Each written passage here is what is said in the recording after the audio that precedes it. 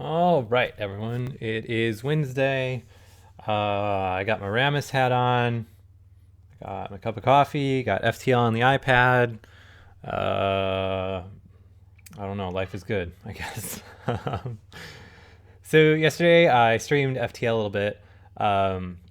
We went through the whole tutorial and everything. So if you're confused about, I mean, I'll do my best to explain like what I'm doing and things like that. But if you're confused about the actual kind of like little nuances and other things that go into the game's UI, it's probably not a bad idea to look for the video that I posted on TouchArcade. I guess would be last night around 7 o'clock or so.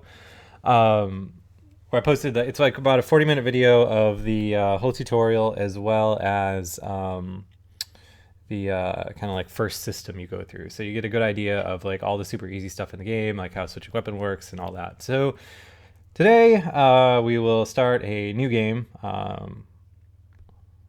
and just confirm to remove progress from the last game. So again, I'm really not that far into FTL at all here. So you're basically looking at what you get out of the box. Like even though I played a little bit, like the tutorial, you don't really get anything, and I didn't unlock anything permanently because I just basically played the game for about like outside the tutorial, the actual game proper for like 15 minutes or so, if that. So looking at your starter ship here, name the Kestrel, which we'll name something way more fun. I don't even know. Like the Twitch wagon. Oh no, the swag wagon. Swag wagon is a local myth in my Dungeons and Dragons group, or my old Dungeons and Dragons group anyway. Long story. So we can name our dudes whatever we want as well. So I can like rename this guy to Eli. And then you can kind of change what they look like and stuff like that. I don't know. This seems like a good Eli. And we can change this guy's name to Jared.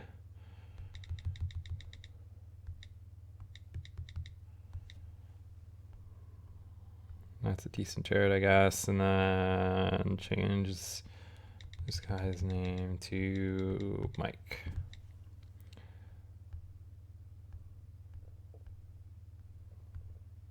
We'll make we need a better, that can be Mike. He can have very dark hair. All right, so from here, we only have our one weapon loadout to do here. And again, just for the sake of demonstrating this, I'm going to stick in easy mode.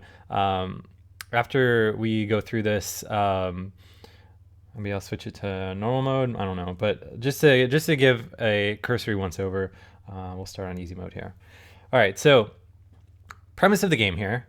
The data you're carrying is vital to the remaining Federation fleet.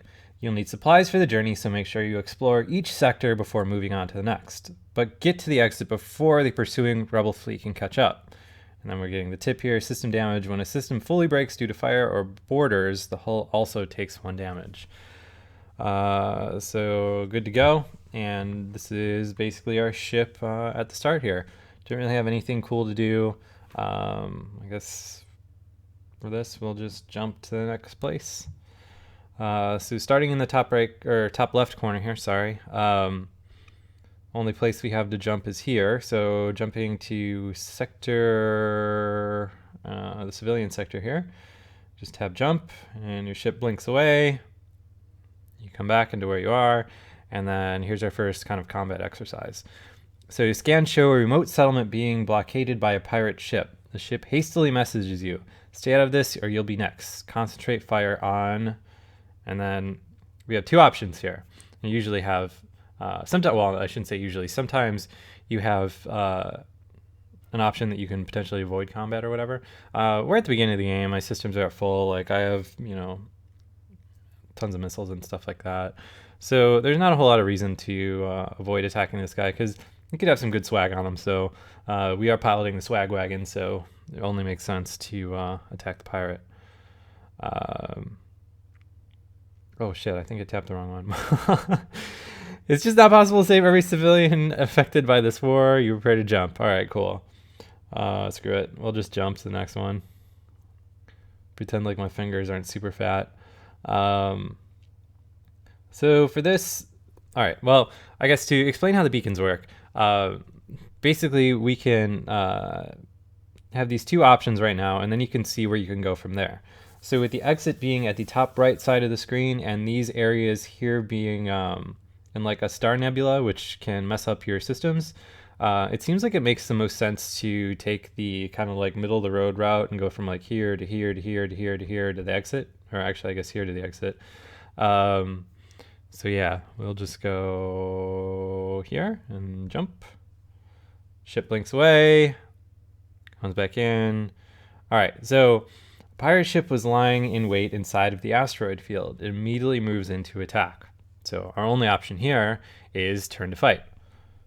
Turn and fight, rather, sorry. All right, so we'll power up our systems here. Need to get a bro in the shield room. That usually works better. Target my missiles at... Well, I mean, this guy only has one shield, which I think our lasers can get through, but regardless, targeting my missile at his shields probably isn't a bad idea. And missile fires off first, hopefully damaging his shields. All right, cool. So shields are down. Laser now I'm gonna... oh wait, no, shields aren't down, rather. But his weapons are down, so that's cool. That's even better, arguably. All right, so now shields and weapons are down. So this is something that happens some of the time. So as you can see, the dude has 4 hull points remaining. So the pirate guy says, "The day is yours. Show us your honor by allowing us to leave with our lives." So we have the ability to accept their offer, which is going to give me 4 fuel, 1 drone parts, and 11 pieces of scrap. Alternatively, we cannot accept their offer and potentially get more loot, but it seems like you can also get less loot too. So like, there's not really a good choice here most of the time. It kind of seems like a coin flip. So in this case, just in the interest of speeding things along, we'll accept their offer, get the loot, and then, all right, need to deal with some fire here. So let's see, we will do the door control. Oh crap, well, door control is messed up. So that is a really bad place for there to be fire in the ship. All right, well, we're gonna jump just so I can get out of this asteroid field. So jump to the civilian sector. All right, so come across another hostile guy. Upon completing your jump, you receive a message from a nearby ship. Greetings and welcome to our beacon. For a small fee, we'll let you continue on your way. So we can either pay 19 scrap, which is a little less than half what we have right now, or we can reject their offer and fight. So things are already starting to go kind of south because I have my door control area is damaged. My ship is on fire. And hang on, let me ban this guy. Oh, I'm not logged in. Oh well, screw it.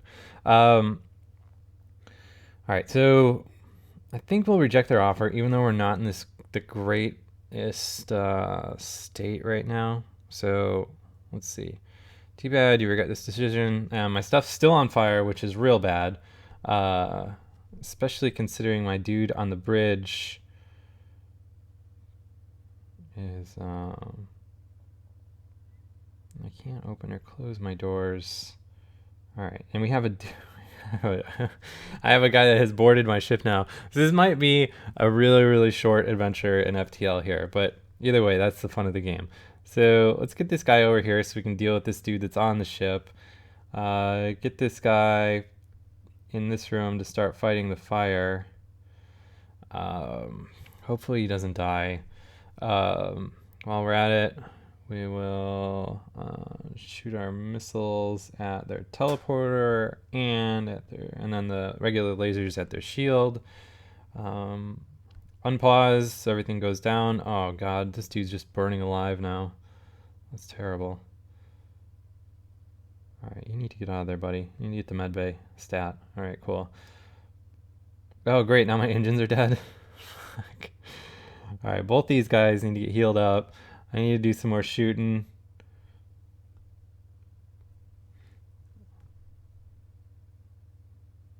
All right, cool. Well, we survived. Had a lot of problems now on the ship. So let's see here. The ship explodes, leaving behind a substantial collection of useful scrap material. So we have 2 missiles, 1 drone part, and 17 pieces of scrap. So continue. And then from here, we kind of have the option to chill out in the med bay, heal up. Really wish that I could just open my doors, but I can't. So let's see if we can't get these 2 dudes to handle this. Kind of just alternating between fighting the fire and going back to get more health. Although I guess 2 people in there is pretty good. Alright, so fixing out the door control, which hopefully is going to allow me to fight the fire. Alright, so door control is online, which is going to allow me to open these. So my cameras are down, so I can't see where the fire is, but I'm going to assume that it has spread to the rooms that I basically can't see. So I'm going to leave the doors closed where my dudes are in the med bay and in the door control room. Unpause. Kind of just give this a minute to hopefully suck all the air out and with any luck get rid of the fire. So give this a second and then we'll go and repair the rest of my ship. So as far as what I think about the Amazon Fire TV, I don't know, it seems cool. We'll see what Apple answers with. And Marku87, no, I have not beat FTL before. I've gotten really close, but I haven't actually beat it, which I'm not too proud of, but whatever. All right, so I feel like we probably successfully vented oxygen, and so I'm going to close all my doors. Send these 2 guys back to the med bay so they heal up. And then send them down to the camera control room to repair that.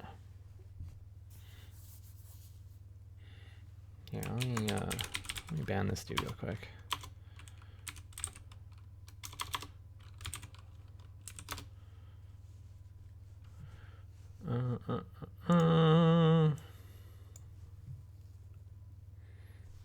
All right, and then repair the engine.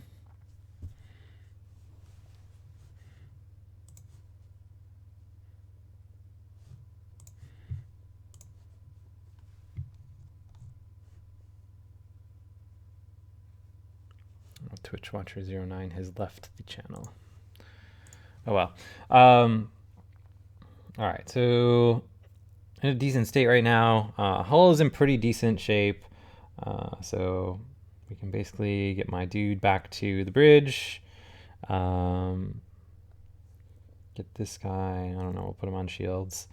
Then we will jump to the next sector. All right, so we have a store above us, which those are usually worth stepping into. So as you can see, like where it says warning here, that is what you want to stay away from. That's the rebel forces coming to get you, and every time you jump, that moves forward a little bit. And if you come across like an enemy scout or something like that, it's entirely possible that you will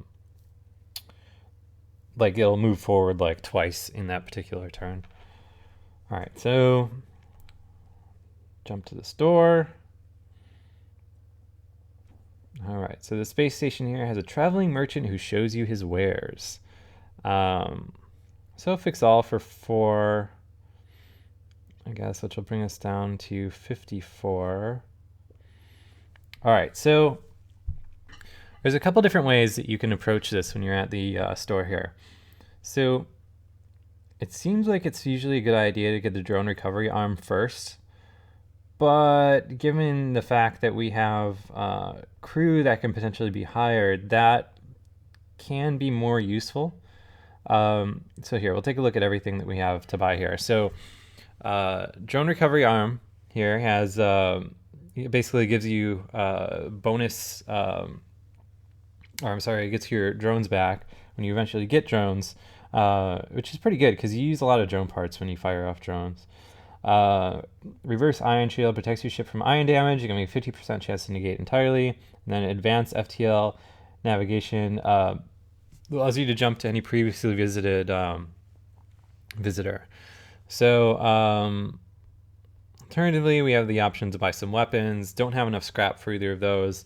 Also have the ability to buy some systems, but again, I don't have scrap for those. So if I had the scrap for it, I could get the drone control thing, which would allow me to like fire off drones in the in battles. Crew teleporter allows me to teleport my dudes to their ship, and then the cloaking basically gives you like a ton of evasion. So for this, we have 3 options of NPCs, and I don't have enough for this dude here. So one of 2 humans I'll be picking up. So I guess it doesn't really matter. I mean, their stats are the same. So buy this guy, welcome to the crew. And then I'll buy some extra fuel with my remaining scrap. All right, so with 4 dudes on crew now, that means I can have a guy basically on each of the vital systems for combat. Engine, weapons, shield, and someone at the helm. So with that taken care of, let's jump to the next system. At this point, it doesn't really seem to matter if I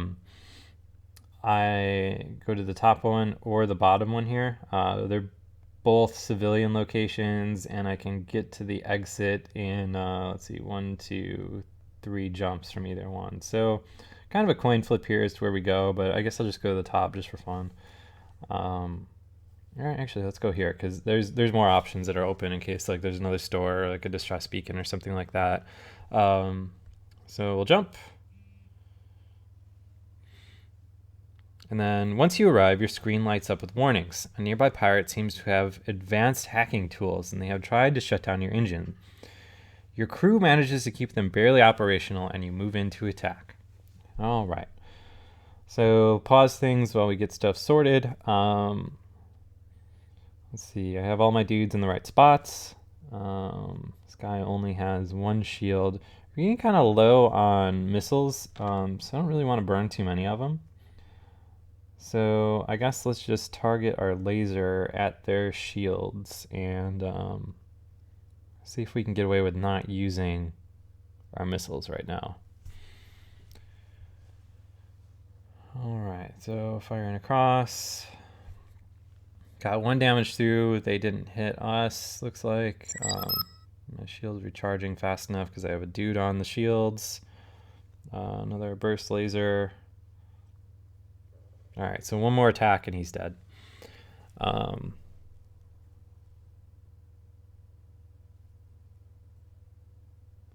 Hull's holding strong. All right, and that guy's dead.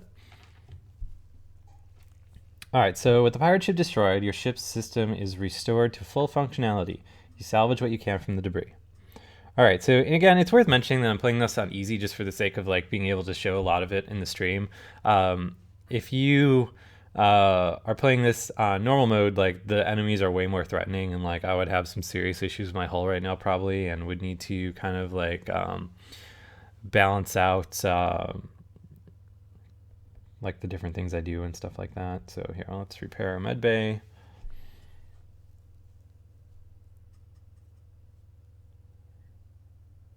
Get these guys back where they were. And everything looks good for us to just jump to the next location. So nothing really that cool that we can get to, so we'll just make a break for the exit here. Jump again. All right. So you receive a transmission. Sorry, sir, this is nothing personal, but we're under orders. The rebel ship's weapons go hot. So we'll pause again. So as you can see, this dude has drone controls. As this is why this little turd here is floating around my ship. remains to be seen how threatening that drone is. So typically with drone ships, I target their drone control. I guess we'll see what kind of weapons he has. So we'll unpause, start firing. Actually, I'm just going to power this off and get my engines back up. All right, so doing decent. Looks like my shield's recovering at a reasonable clip, so I'm not taking hull damage when he shoots me. Missing though, which is annoying. All right, so our shot there. Oh crap! Just missing like crazy on this guy.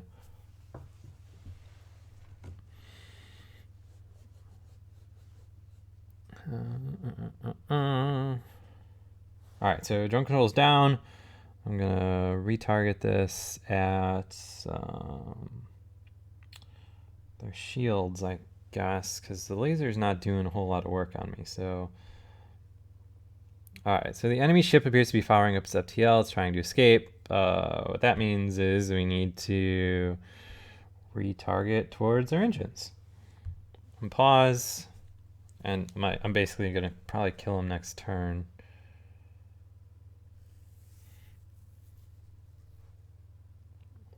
All right, so dude's dead. The ship explodes, leaving behind a substantial collection of useful scrap material. So 1 fuel, 2 missiles, and 26 pieces of scrap, which is a pretty decent haul. No complaints there. All right, so everything's looking decent on my ship. I can't repair my hull right now without visiting a space station or something like that. So not a whole lot I can do other than jump to the next system. All right, so the Rebel fleet is decently behind us. So right now we have 3 different options. We can go to the distress beacon, we can go to the store, we can just go straight to the exit.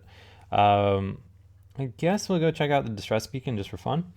Because I'm pretty sure I'm going to be able to make it to the exit before they advance forward. Like the only way that this could go south is like if the distress beacon is actually like an enemy spy or something crazy like that, which I think has happened to me in this game before. Like, all sorts of random crazy stuff will happen to you when you're playing this. So let's jump to there. All right, so you find the source of the distress call, a small research station. It appears a small laboratory fire got out of control and is threatening to destroy the station. Their fire suppression system is not responding. So, our options here are 3. So we can send the crew in a shuttle to help put out a fire.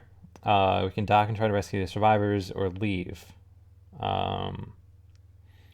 So, thinking about this, I would say that 1 could result in one of my dudes dying from the fire. 2 could result in me getting new crew members, or 3 results in nothing. So, in the interest of not potentially losing guys, I'm going to dock and rescue. 4 damage to my hull, but 13 scrap. All right, so you locate the highest concentration of life forms and bring the ship alongside the station. Before you can begin to offload the survivors, huge blast splits the station apart. Your ship is thrown away and some debris pierces your hull. You watch helplessly as the last of the survivors are consumed in the collapse of the station. So, I mean, I guess some spare parts, like that'll cover the cost of those repairs that I just got. So yeah, I don't know. Continue. Wait for my dude to repair the bridge here. So while I'm waiting, I'm super happy with this game so far on the iPad. The touch controls are incredible. I've played it on both the iPad and the PC, and I would say that the iPad is like the definitive version of this game, because like playing it in bed last night on my iPad mini, just like chilling out and, you know, like doing all the touch control stuff, it was just like absolutely incredible. FTL is like the perfect game to play while you're kind of like, I'm sure you guys know what I'm talking about. Like if you play a lot of iOS games, it's like the perfect game to play while you're doing something else. Because it's not like super fast paced. It's very, very conducive to pausing whenever you want, things like that. So like, you know, you're watching TV or something that, you know, you're only paying half attention to, you're playing FTL. It's just great, as opposed to, at least like the way that my house is set up, like I can't really do that on my computer. So I like the iPad version way more. All right, so we're going to jump to the exit. You arrived at the long-range beacon, and the FTL drive is charged. You can jump to the next sector. Unfortunately, we recognize the ship as a well-known slave trader. He hails you and offers you laborers for cheap. All right, so option here: buy one slave and free them to join your crew, attack the slaver scum, or ignore the slaver and continue on our way. I always think it's more useful to have a lot of crew. So I'm gonna buy the slave, even though I guess there's potential that I could get more if I attack, but I probably won't get another crew member. And if you see here, like the crew member they're gonna give me is the alien guy, which are typically always better than humans. So got a new crew member. I don't really know what we should put him on. I guess we can just have him kind of chilling out in like door control area, I guess. I don't know what this does when it's manned though. All right, so it does nothing when it's manned, just as I thought. Yeah, none of these do anything when they're manned. All right, well, whatever. We can have a dude hanging out. I got no problem with that. So we'll jump to the next sector. All right, so our options here. You can go to the pirate-controlled sector or the civilian sector are two options right now. And as you see here, like the choices that you make kind of control what you have access to in the future. So I think it might be more fun to go to the pirate sector. So we'll do that, I guess. All right, so jumping.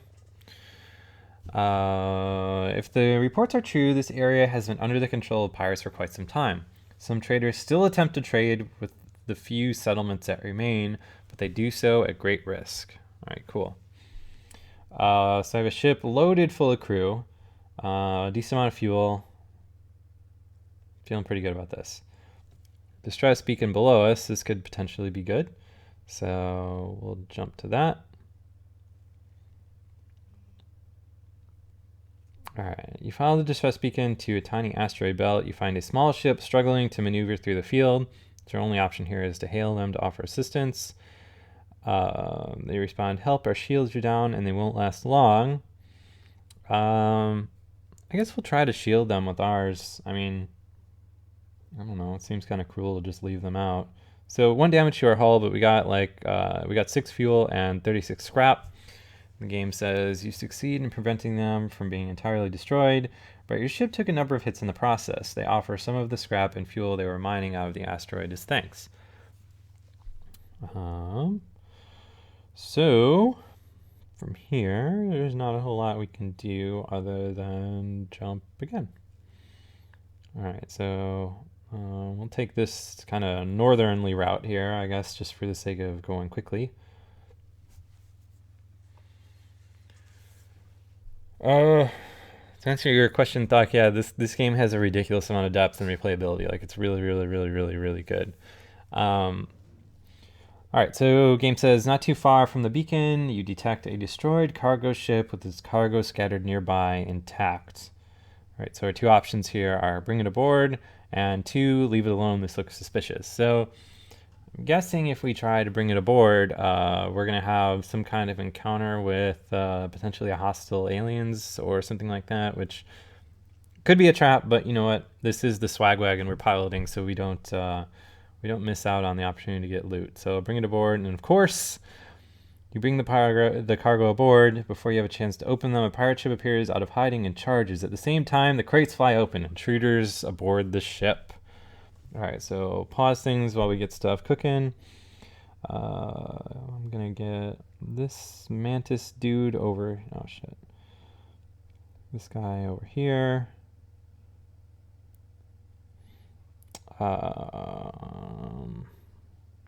That's probably good for now. Also, start targeting their weapons. Probably seems smart. And unpause here.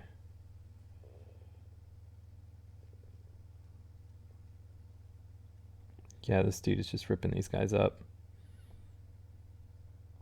Oops.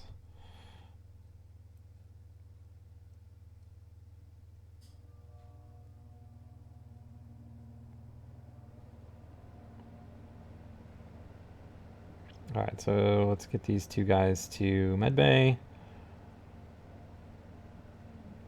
While we're at it, we will vent these rooms into space.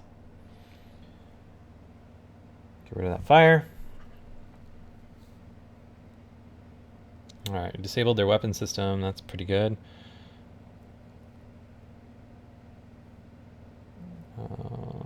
Close all my doors. Get this dude back onto, oh shit. This guy back onto weapons. The ship appears to be powering up its FTL. It's trying to escape. So that means we need to pause. Target this at their engines. And hopefully take them out.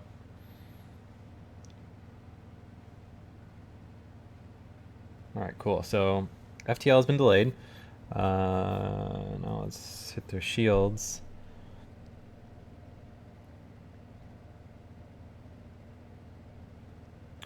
Alright, so the pirates say, "You have made your point. We are beaten. Take these and leave us to our shame." So it will be 2 fuel, 1 drone parts, and 18 scrap. So we accepted the offer last time. So this time, let's see what happens when we don't accept surrender, and we'll see what we get instead. All right. Oxygen has been damaged, so let's get this guy over here to repair that while we're fighting. All right, they exploded, so let's see what kind of loot we get. All right, so we got more loot than we would if we got in their ship, but in the process took some damage, so it's kind of tricky. So I continue here, repair my oxygen real quick. Actually, I can get this guy up here too to do it faster before jumping. Alright, so get this guy back on the engines. This guy can, I don't know, go hang out in medbay, I guess. And from here, everything's looking good, so we will just jump to the next sector.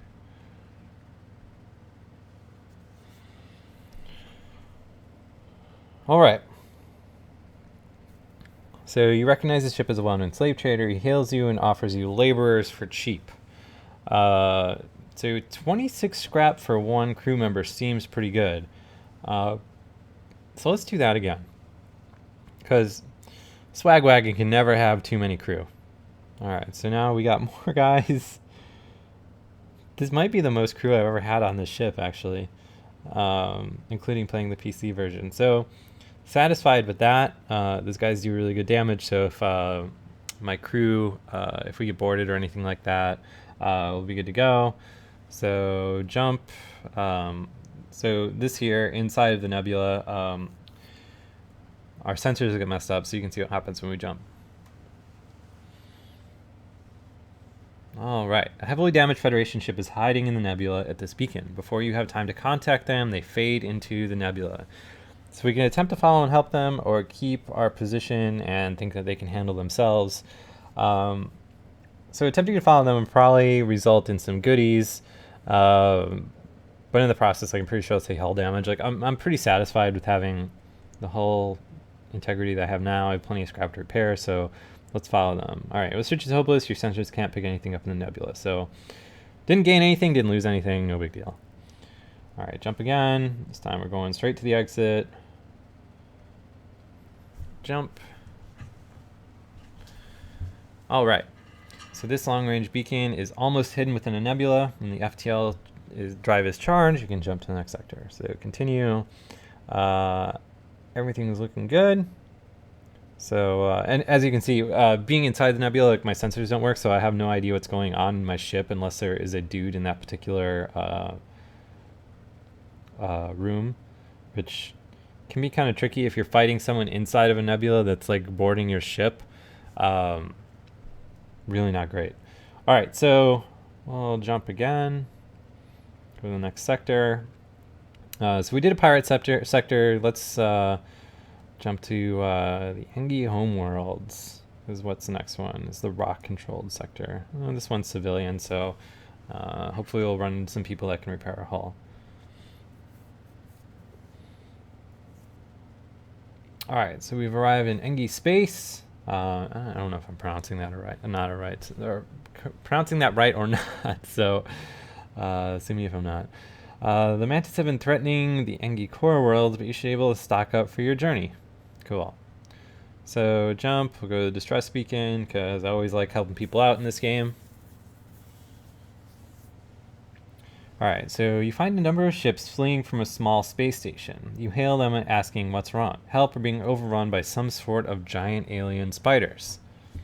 Alright, so I have tons of crew now, so I don't necessarily feel bad about like doing things that send the crew in. So I'm going to go with the first option here, to send the crew to help. Giant alien spiders are no joke. I lost one of my human guys. Oh well, who cares? Your crew boards the station, cautiously moving between corridors. Suddenly, a man-sized arachnid bursts from the vent in the ceiling, followed by countless more. You fight your way back to the airlock and are forced to leave before accounting for all crew members. Not everyone made it back. So, lost a guy there. Didn't get any swag or anything, so overall, net loss. Jump again. Learning my lesson about helping people in this system.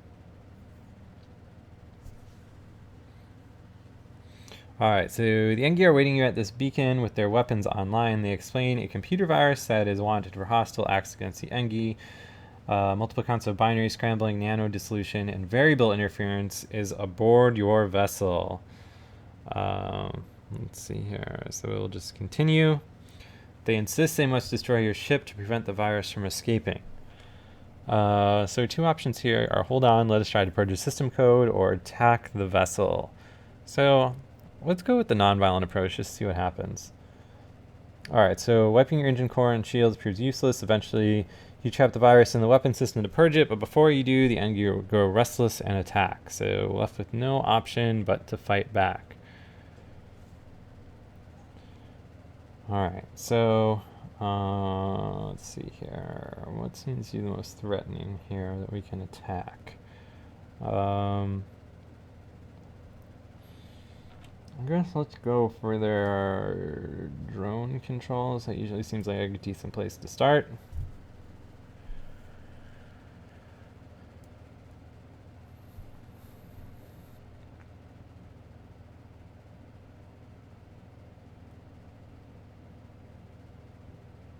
Alright, for this I think we're going to bring the lasers online, send this dude down to repair the shields, or I'm sorry, the missiles online. So they're kind of really starting to do some good work on me.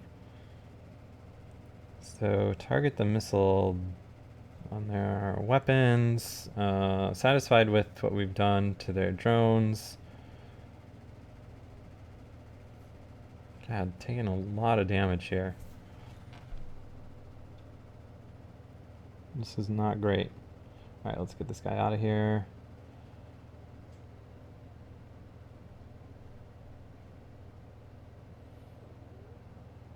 Let me get these shields online before we die. This is real bad. My door control is down, which always sucks.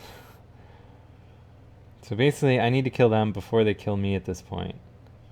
Which I think we're going to be able to do, but we're going to have so much fire to deal with, it's not even funny. Alright, so cool, we got an awful lot of scrap there. So the ship destroyed, you detect that the virus has abandoned your ship and disappeared somewhere within the systems of the wreckage. It will infect whatever Engi ships it passes next, but your mission is too vital to risk reinfection by stopping it. So got a decent amount of scrap, one missile, one drone part, no big deal. So let's get these guys in here to fight this fire and repair the med bay, because that is important. Oh shit, these dudes are really low. Alright, I'm gonna move these guys down here, get these guys over here.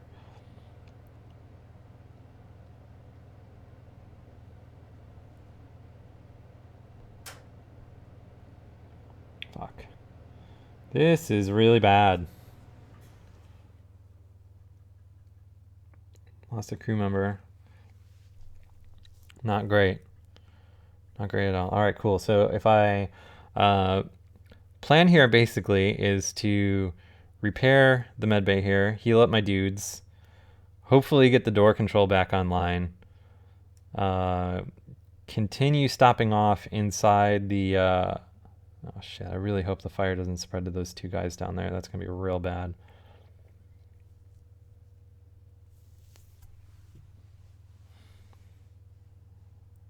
Alright, so repairing this. Alright, so door control is back online. That's decent. Let's see if we can get down here.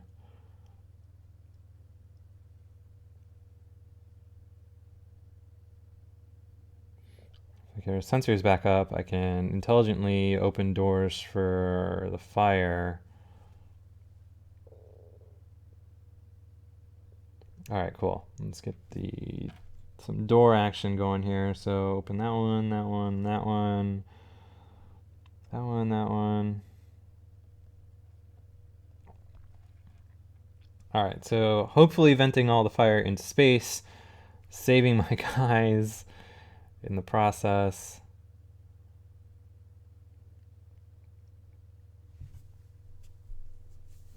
Alright, so the fire's getting sucked out slowly.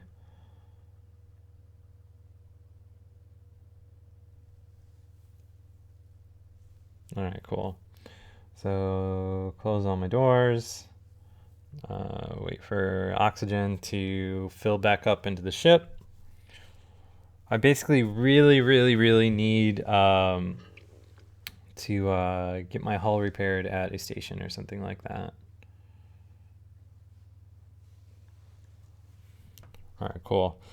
So get these dudes repairing.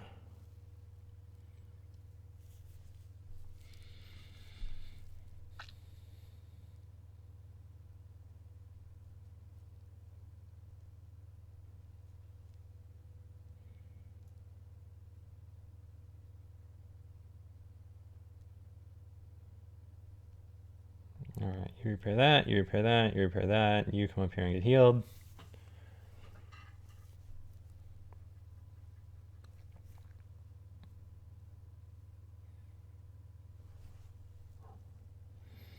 Alright, so I don't really have a way to repair right now aside from hitting up a store that I can repair my ship at, so we'll have our fingers crossed that a store is in one of the next areas that we come across. Otherwise, we're in serious trouble.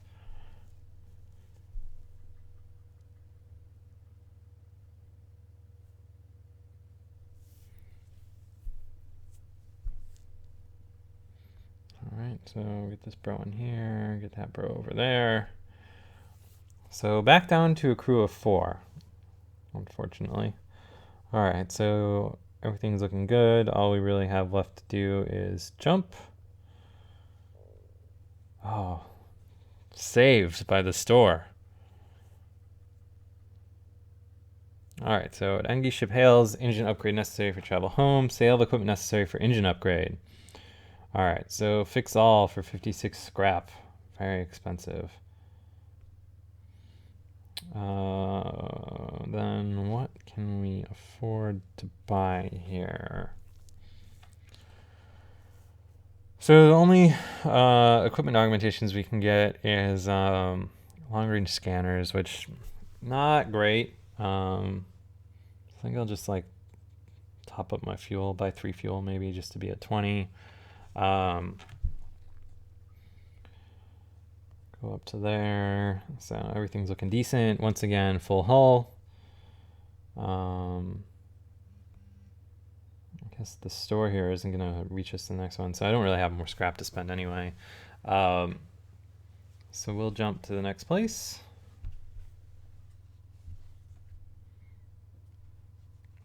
Alright, so an Engi ship in the vicinity, seeing you jump in armed to the teeth, immediately broadcasts its surrender. Subject goal, wealth. Engi motivation, survival. Transfer of goods acceptable.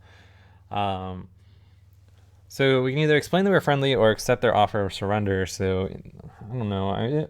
Seems like sometimes it pays to just be nice in this game. So yeah, we'll explain that we're friendly. The Engi seem relieved and eager to get underway. They set off without saying goodbye. So no big deal. Didn't gain anything, didn't lose anything. So we will just jump. So coming across another store, and we'll be able to loop down and get to the exit here. See what this store has in store for us. All right, a message arrived. Your scrap ours, our weapons for you. You're about to raise the shields when you realize it's just an Engi trader looking for trade. All right, so crew that I can afford. See, these Engi guys are good because, as you can see here, their repair speed is doubled, but their combat damage inflicted is halved. So, like, if you have stuff that you need to get repaired really quick, like if you get your weapon system or whatever taken out, like, Engi guys are fantastic for that. So, I guess we'll just buy some fuel because I have 4. That's always useful. And then keep on keeping on.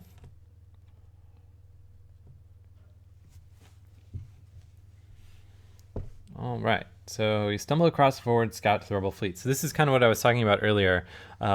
If you come across a scout that is able to jump away or whatever before you kill them, like the rebel line on the map will move up way more than it was before. So hopefully we can, all right, yeah, so here. They're powering up their FTL. If they get away, they will no doubt warn the fleet of your position. So let's go nuts and just start attacking them. So target their engines. Everything else is looking good. Don't really want to waste any missiles, so that seems legit. And really, like, I'm so close to the exit now that it doesn't really matter if they jump away or not. But it'll be easy to get rid of them, so yeah.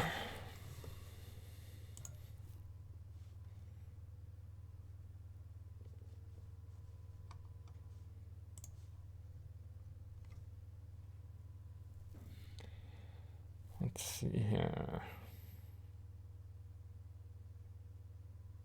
Only getting 1 point of damage. Really need to... Oh, they're jumping away. Well, I wasn't able to do anything. So this is an example of what I was talking about. The scout jumps away. They are sure to have informed the fleet of your position. You must get to the next sector as soon as possible. So as it says here, fleet pursuit doubled for 1 jump. Just to continue. Nothing that we really need to do now. Everything looks fine. So we will jump here, and as you can see, like they've advanced way more now after that scout saw me. So it's still fine. We're gonna be able to make it no problem. All right, so you receive a distress call from a nearby Engi ship. Assistant requested, danger present, imminent destruction. We'll respond because I would really love to get one of these guys in my crew. All right, so you approach to find a Mantis ship assaulting a small Engi space station. You prepare for a fight. Sounds good. Pause the game to target my weapons. I have a teleporter here, which I'm really not wild about these sort of things, so we'll target that first. Maybe I'll get my... screw it, I don't need my missiles for this. Alright, so teleporter is coming online. Where is this dude? Let's get you over here to help this guy.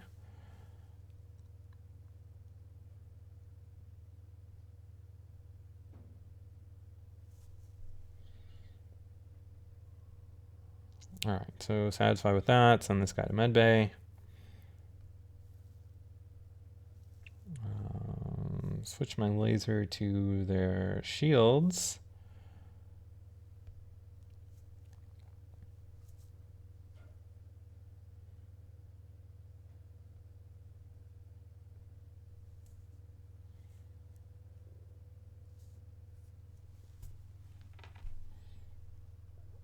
And hopefully they should be dead soon. Alright, yeah, cool. I just need 1 more hit and they're toast. So, decent overall. No big damage. I'm going to send this dude to medbay now because I don't really need the evasion because they're dead. Let's see. The Mantis ship breaks apart. So let's attempt to contact the Engi after we see our loot here of 2 fuel, 1 missiles, and 29 pieces of scrap. All right, so the station was in the process of being evacuated. A number of civilian Engi offer their gratitude as they finalize their preparations to leave. They offer some fuel as a reward. Cool. So once this guy is healed up, I'll put him back on the engine. And then we will be underway. So jump to the exit here. Hopefully there's no action at the beacon.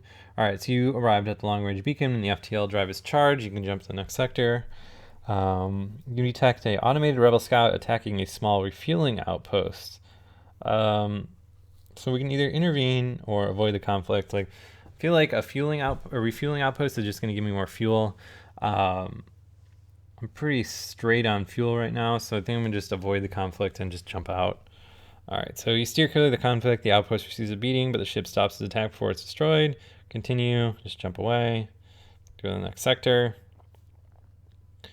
All right, so either a civilian sector or a pirate-controlled sector. Let's check out the civilian sector.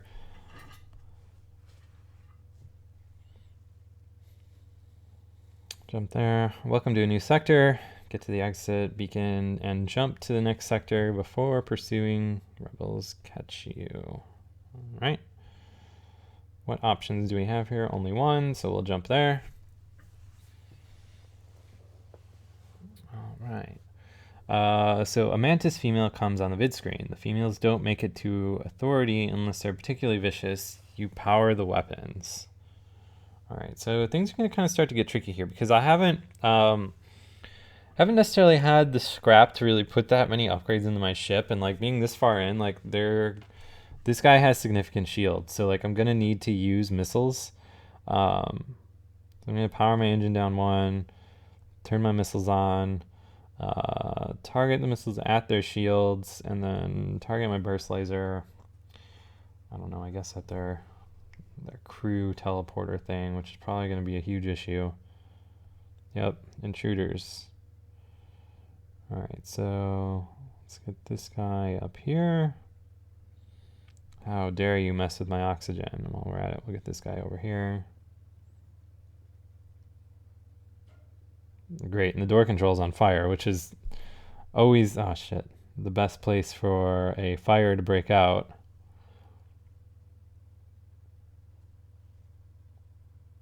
All right, so shit, this is really not good. Crap. All right, these two guys, I need you to put that fire out stat.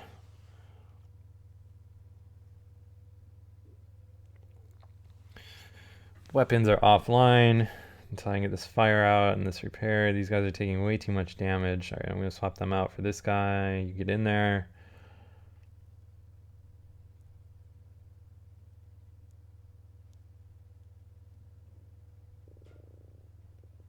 All right, now we'll do a team effort on putting out this fire and repairing our weapons before we get totally smoked out here. Great, our engine's not doing good either. So I think I'm just going to jump.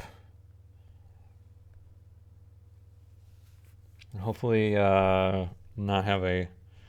All right, cool. So this beacon seems to serve as a meeting place for local traffic. It seems you can find crew willing to fight on your ship here for a price. All right, so let's get this dude. Shit. Really need door control online. All right, well, I'm going to send both these guys. Let's send them to the med bay first because that is going to be more important if there's fires. Send these guys door control.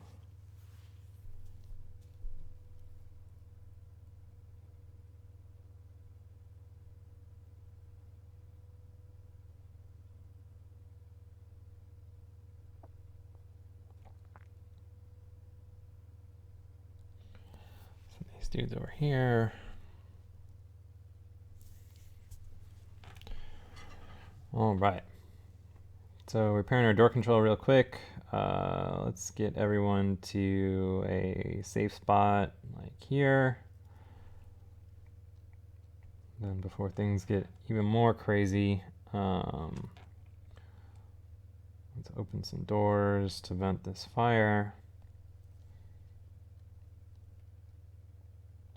shit. Of course I lose sensors, so I'll just give this like 20 seconds and hopefully we vent all the fire into space. All right, so that's probably good now. Close all. Some of these two bros to deal with the sensors being down. Go over here and deal with this.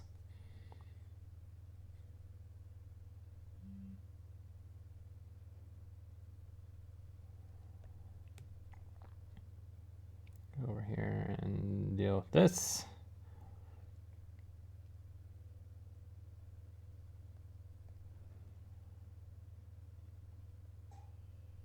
Alright, so that guy's at full health.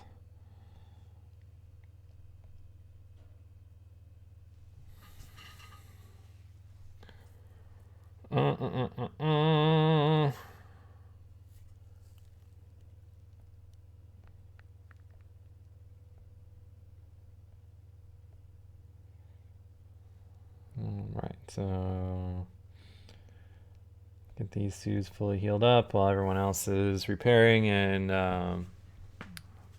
back on their requisite systems.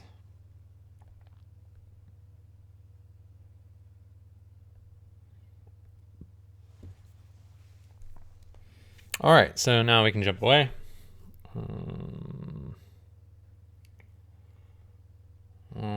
The store seems like the best option because we're not going to be in a combat situation, even though I have absolutely no scrap that I can spend.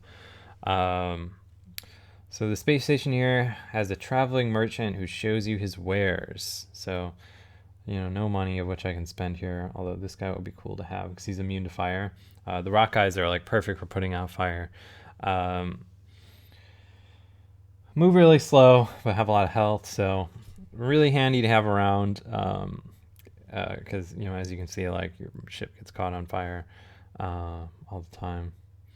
Do you like the idea of a larger iPad? I don't know. I'd buy one, I guess. All right, so we'll jump here.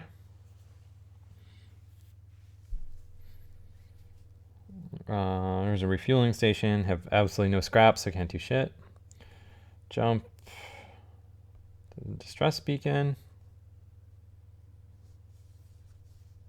Alright, so it appears the distress beacon is coming from the surface of a nearby moon. Your sensors are picking up a single life form. Well, let's go down to investigate. Worst case. Oh yeah, cool. The colony that seems to have recently... You find a colony that seems to have been recently attacked. Exploring the devastation, you find a lone survivor. So we'll invite him to join our crew. Cool. He states that he was a weapon operator before being stranded. He happily offers his services in exchange for getting off that rock. All right, so we'll put Charlie here on our weapons system because he has a bonus to that. And that should do us some good work here. All right, so let's jump. Finish out the system.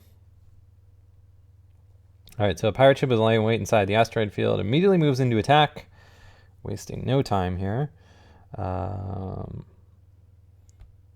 Burst laser will target their shields, I guess.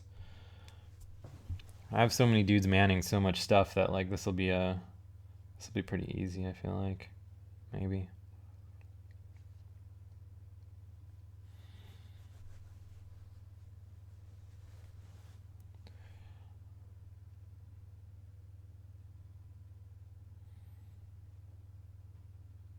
Cool, so shield's down. Doing some damage to me, but it's not a big deal.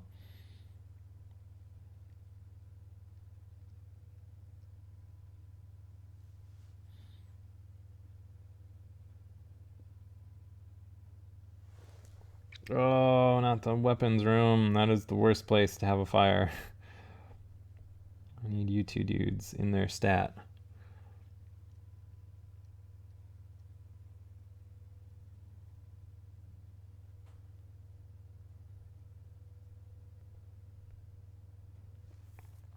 Oh, cool. So they're offering us an augment in exchange for the surrender. So that seems pretty good. I'll definitely take the FTL recharge booster and some other crap.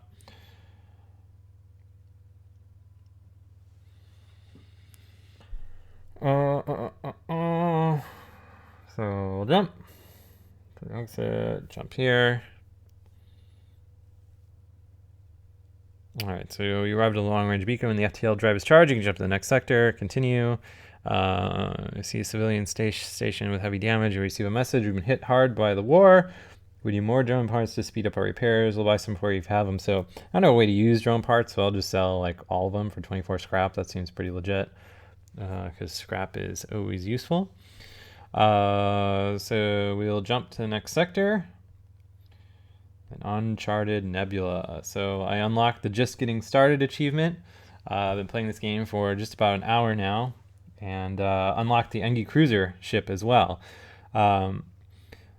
So let's leave this here for now and pick up the next game on the list, which is Monument Valley.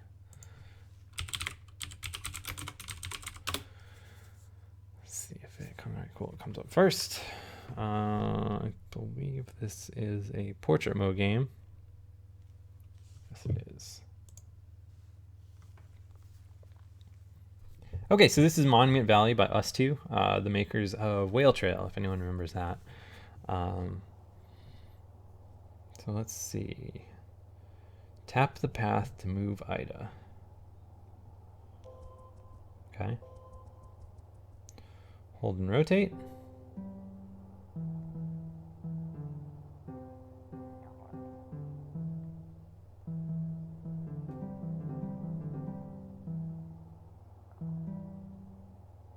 Oh, cool. I see here. All right, so we can get past here. Let's see here.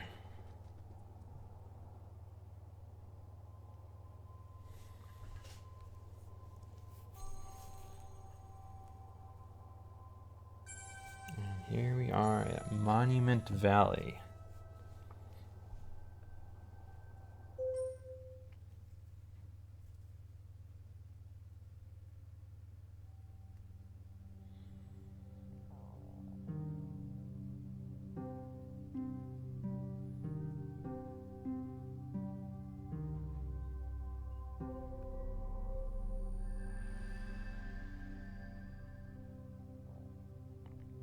Alright, so play the first level, I guess. Move on to the second one here. Alright, so Chapter 2, The Garden, in which Ida embarks on a quest for forgiveness.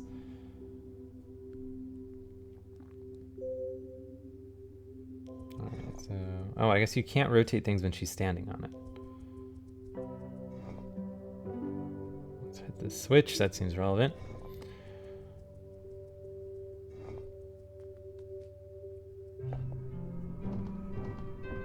Cool. Move back over here.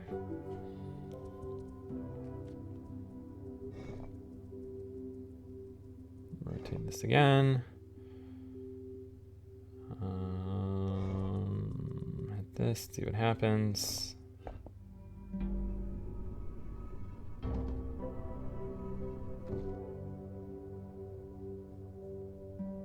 The perspective shift stuff is so cool. I believe this is the exit here.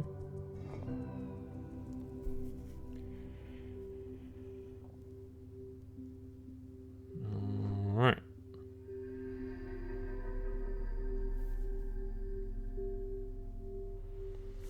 Completed.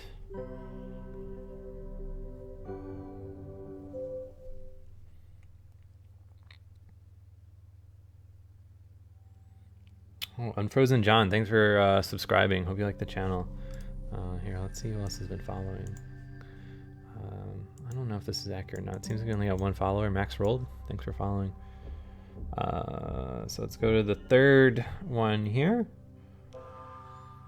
Alright, so Chapter 3, Hidden Temple, in which Ida has an unexpected meeting. Alright, so let's see, what can we do here? Drag this stuff around. I wonder if I can drag it while she's on it. I can't, cool.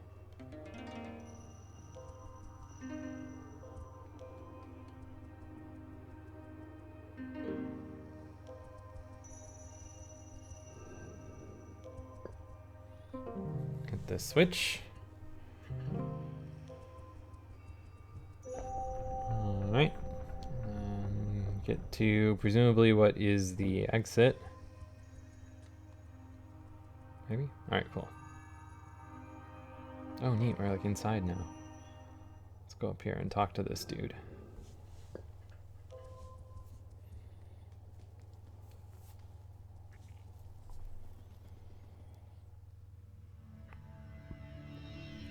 Long have these old bones waited in the darkness.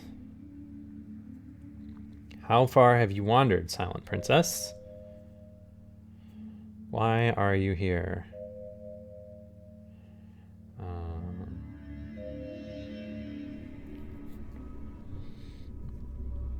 Let's see here.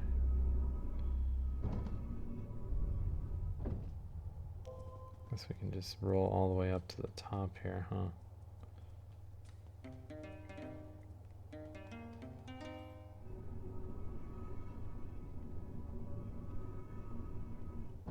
Oh, sorry. I thought that was a different person.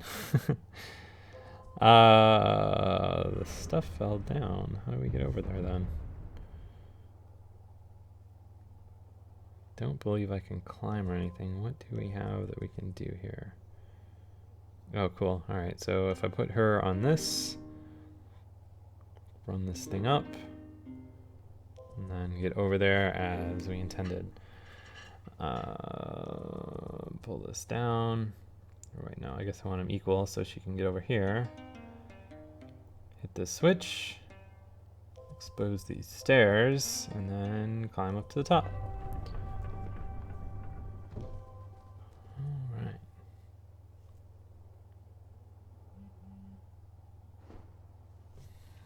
Collecting more of these weird cubey things.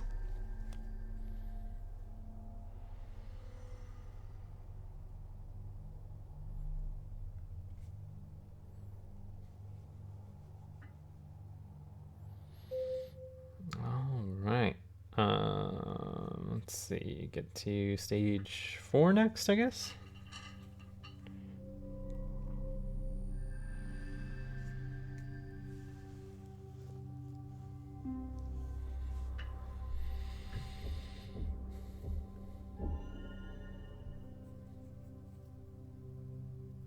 Alright, so chapter 4, Water Palace, in which Ida discovers new ways to walk.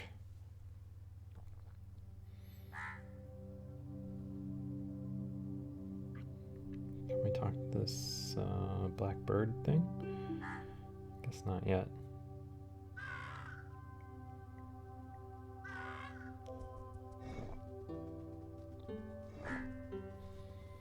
Let's see what the switch does. Looks like it knocks that over so we can access this, which will allow us... Man, this is so cool how the perspective stuff is.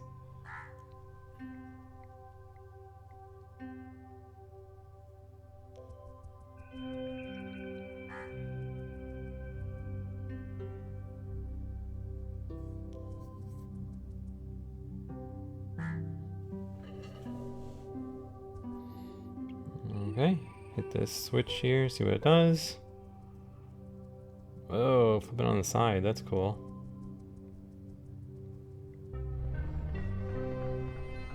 Oh, this is really neat.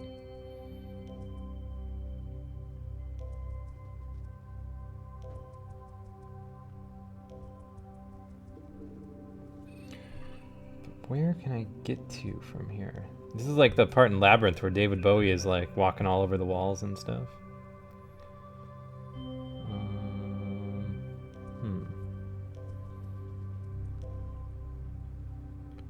So you can't rotate the camera or anything. All I can do is kind of zoom in and zoom out. What does this button do up here? Nothing. Nothing of use. Alright, so... oh, cool, I can drag that. Alright.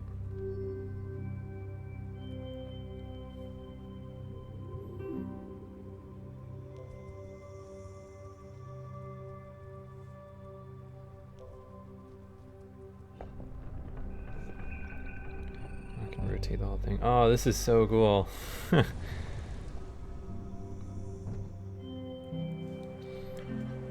seriously needs the music from the end of Labyrinth. That would really push this entire game over the edge. David Bowie being like, everything I've done for you. Go up here, turn the camera around.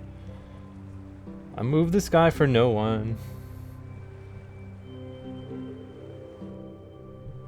If you haven't seen Labyrinth, you should stop watching this stream right now and watch it. I'm pretty sure it's on Netflix. It's basically the best movie ever made.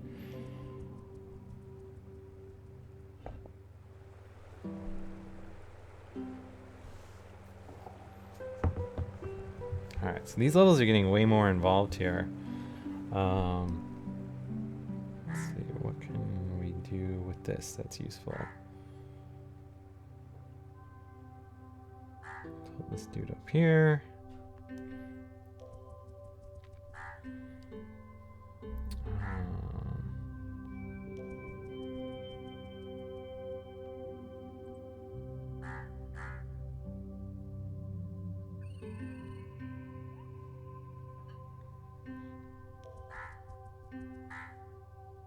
Go in this door.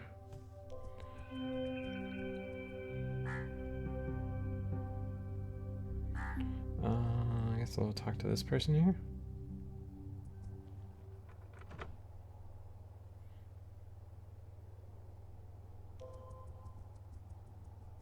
Alright, so this was the Valley of Men. Now all that remains are the monuments stripped of their glories. Thieving princess, why have you returned?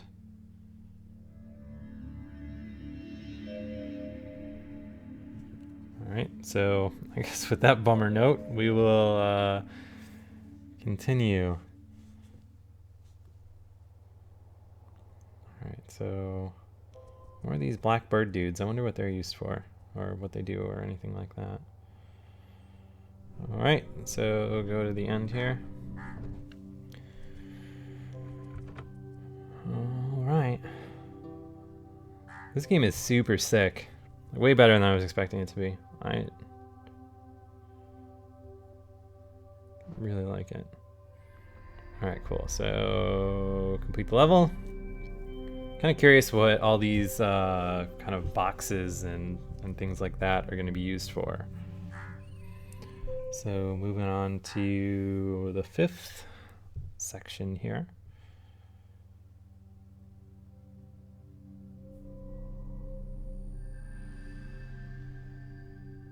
All right.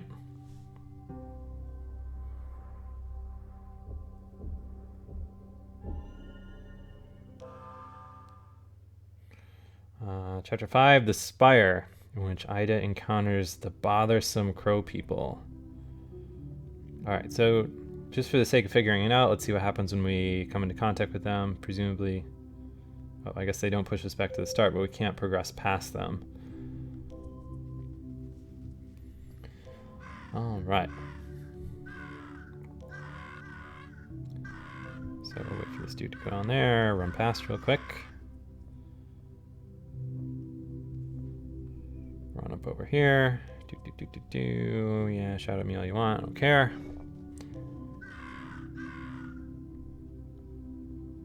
Down here, hit the switch. Alright, sick. So what does this do when I rotate these? Okay, cool.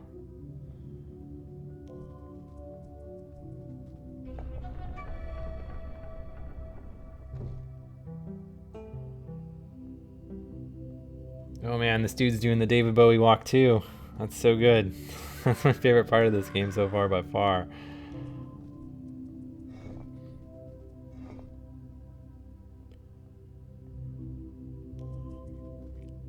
Alright, so revealing this stuff up here. So I need to run back around down this way.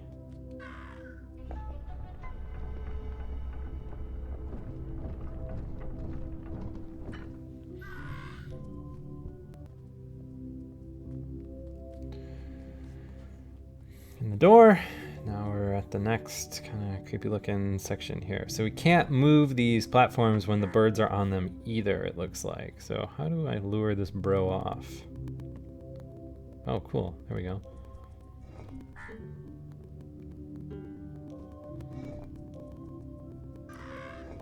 Right, so we get these gears. Can I interact with these? Oh, cool.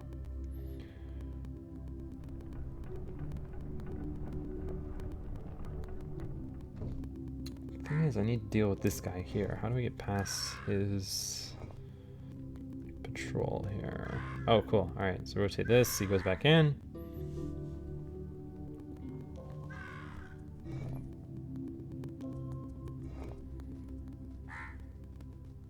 Rotate this again.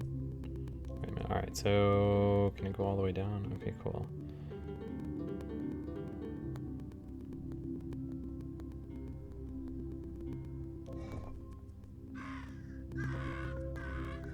No, back up here. All right. So how do we get rid of this annoying guy? I guess we want him to walk this way. Yeah, all right. So if he patrols this way, goes down. No. All right, then he controls back. Toss him in here.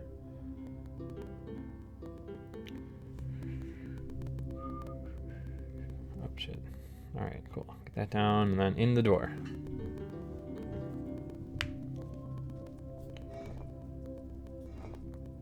Oh, lots of these dudes now. All right, so first things first, let's see what, if anything, we can interact with. Looks like everything is not really movable. So I guess we just kind of need to wing it, run up here, see how many of these guys we can avoid.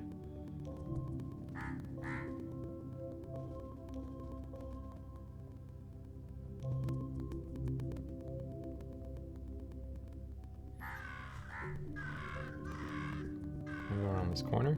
Doesn't look like it. Okay, cool. I must just need to wait for this guy to patrol all the way down then. And then scoot across up this ladder, maybe, and in this door.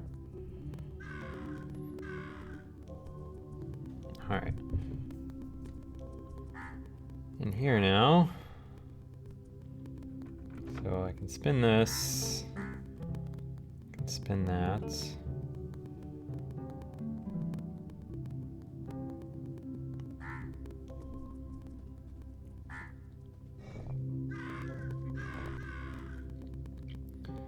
Get that dude patrolling that way. All right, cool. I'm up over here.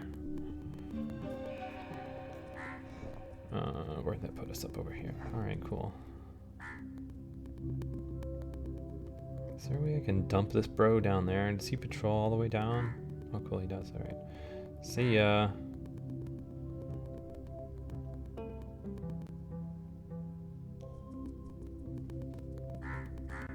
More David Bowie from Labyrinth walking there on the wall.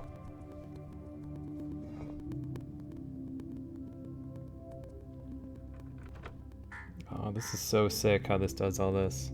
Alright, cool. So let's figure this out. This looks like it's going to be challenging. Alright, get her there.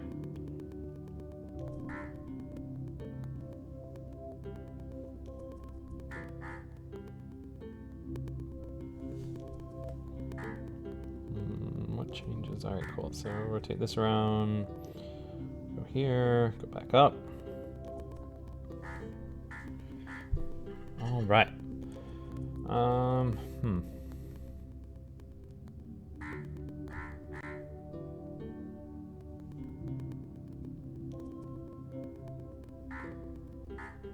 the way up to the top and probably be able to make it to, yep, to the exit here just by rotating.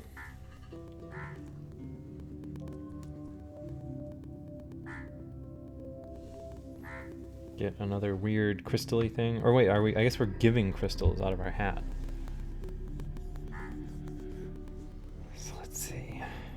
Complete the level.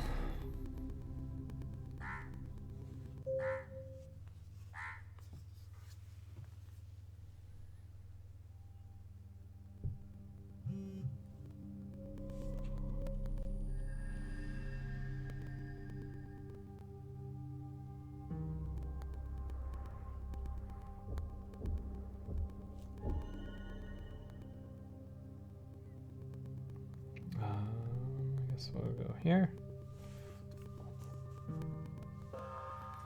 All right, so chapter 6, the labyrinth, in which Ida meets the totem, a friend.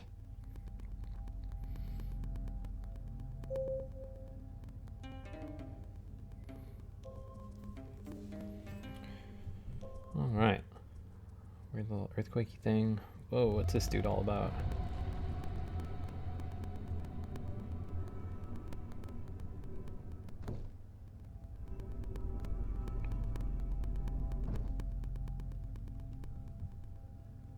Oh, cool, I can slide him. Then hit the switch.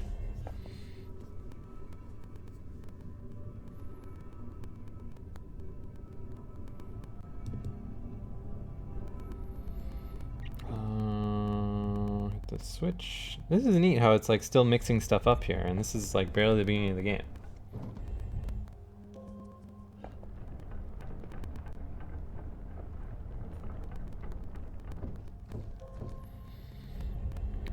Alright.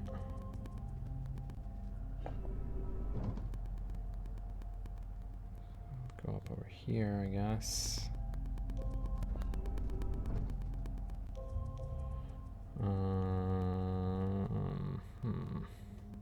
What of this can I interact with?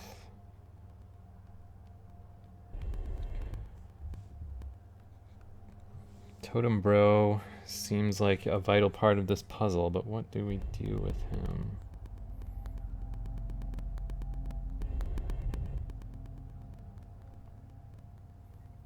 I already hit this switch.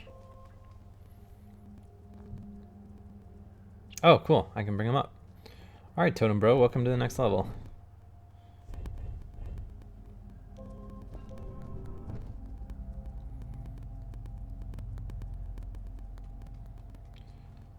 Here, go over here, hit this switch. I don't know what you guys in chat want me to do. It's like you're watching a stream for iOS games, but you don't want to see iOS games. You kind of gotta make up your mind. Let's see here. What to do now? I need to get to that switch. But how to do that?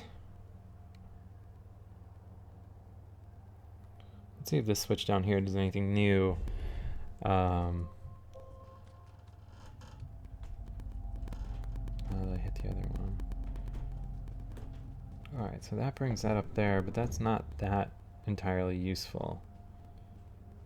Here, let's get back on this thing.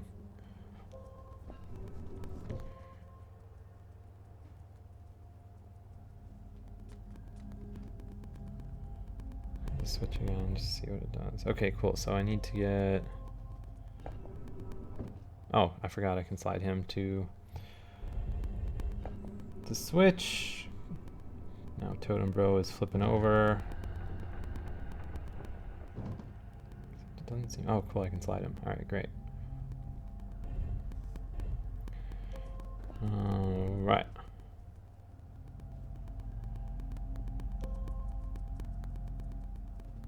The next door. And Totem Bro will finish the job on this switch here.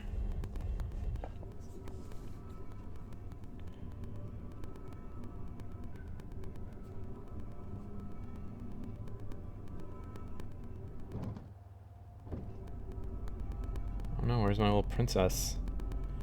She's valuable to this adventure. Alright, cool.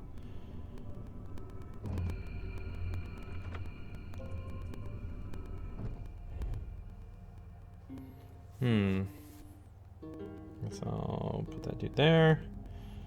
See what the switch up here does. bum, bum, bum. Lights up that. All right, so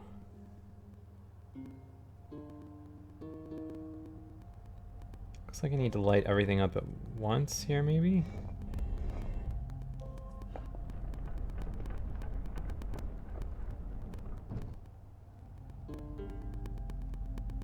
Let's see what this switch does.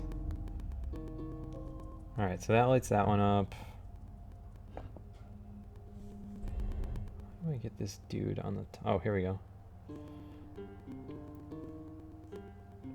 All right, Totem Bro, be useful. All right, go back down.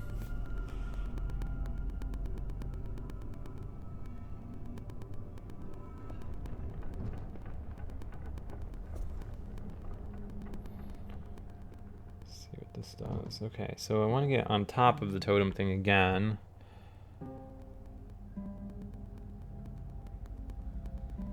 So I guess let's go.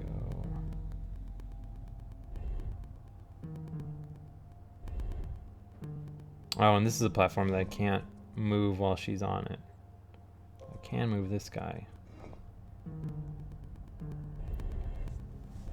This does me no good.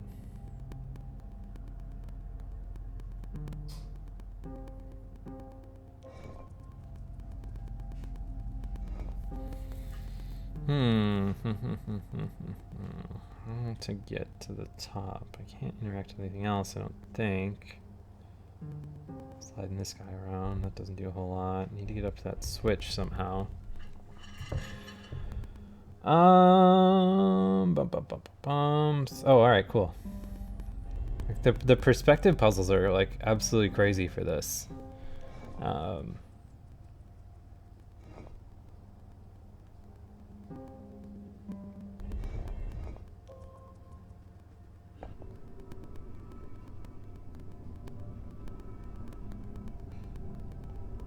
So go over here.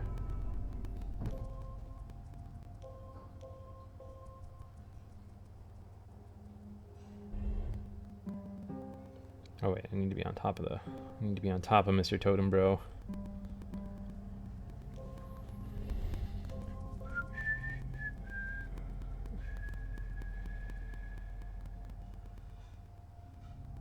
Oh, wait a minute. That is not what I thought it was going to happen. Oh wait, cool. No, I can't get over here, right? Yeah. Okay, great. Now, how do I get?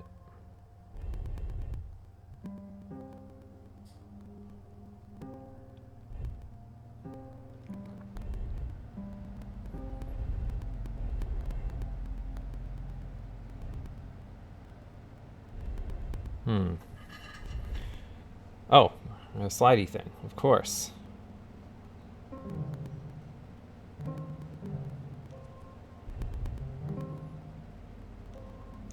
This way, Totem Bro. Alright, cool, in here. And then get to the end.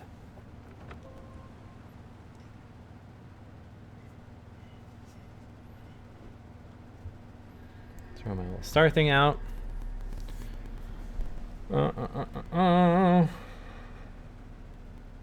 Falling into the ocean. It's disconcerting.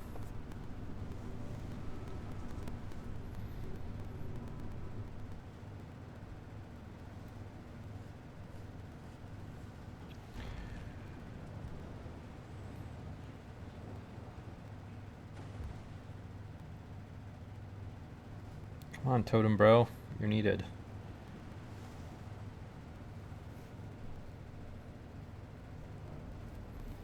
Rip.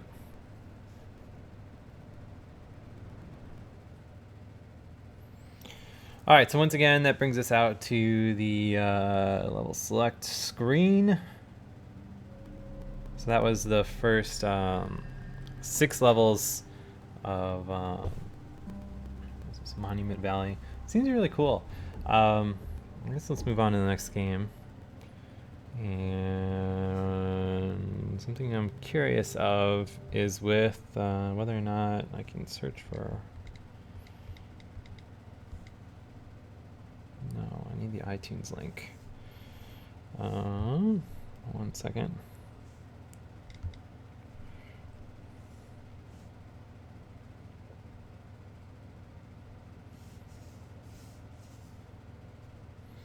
Might need to take a abrupt turn in this stream.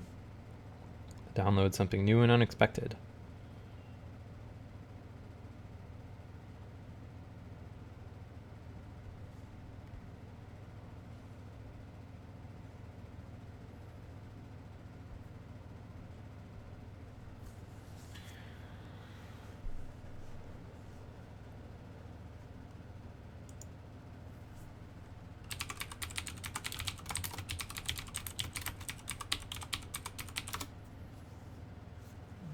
I don't have the icon yet.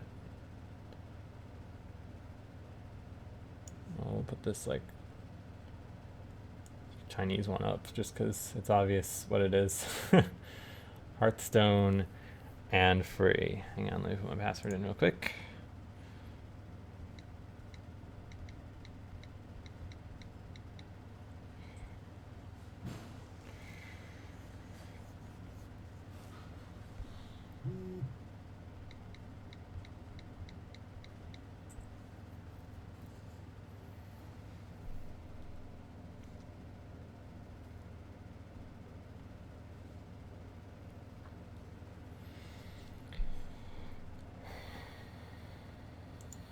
All right, well, the stream has taken an abrupt turn for the Hearthstone.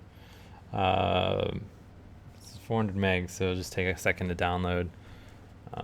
Make sure.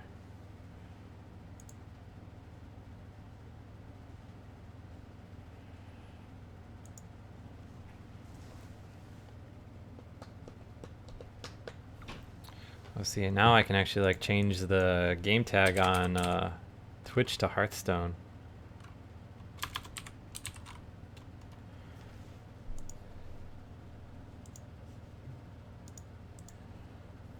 Well, I can hardly wait to stream this because watching Hearthstone streams, the chat is like know-it-all city. Kind of like when you're playing Magic and you have someone over your shoulder being like, play mistake. Play mistake. It's annoying. So hopefully we can keep that to a minimum.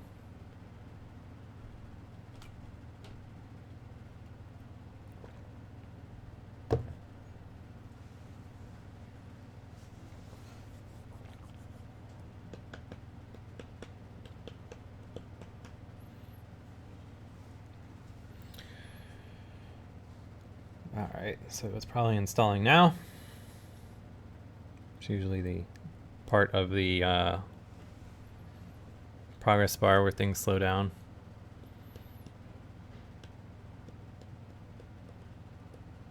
I should probably tweet that I'm streaming Hearthstone.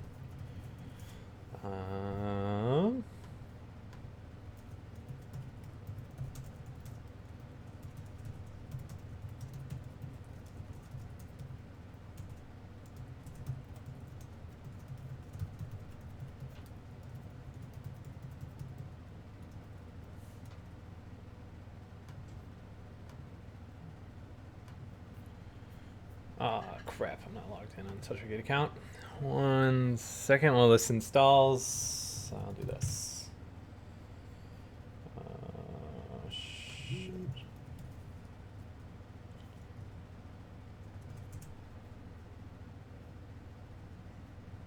What the hell is my login?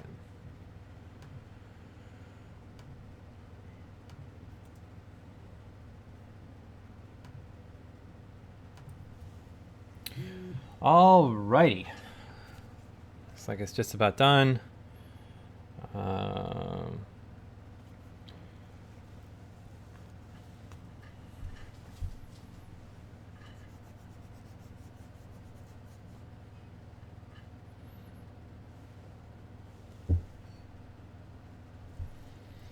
Go, baby, go.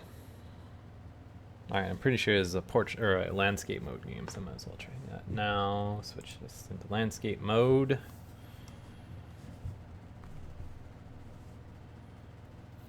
Still installing. Good gravy. Alright, here we go. Hearthstone, ladies and gentlemen, finally on the iPad.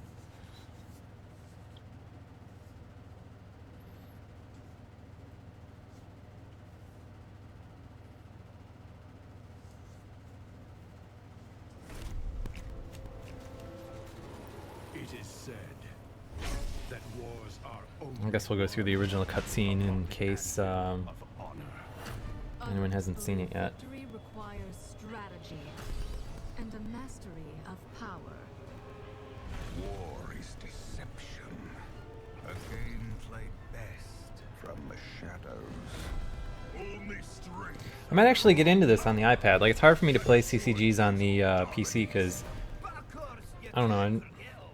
I figure if I'm sitting on my PC, I'm usually playing cooler games than collectible card games. Not to say that these aren't cool, but.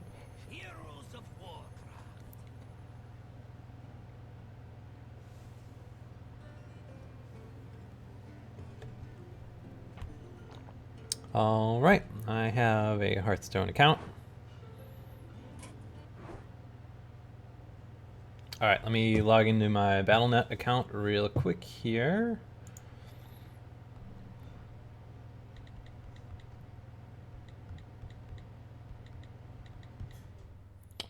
What the hell is my password?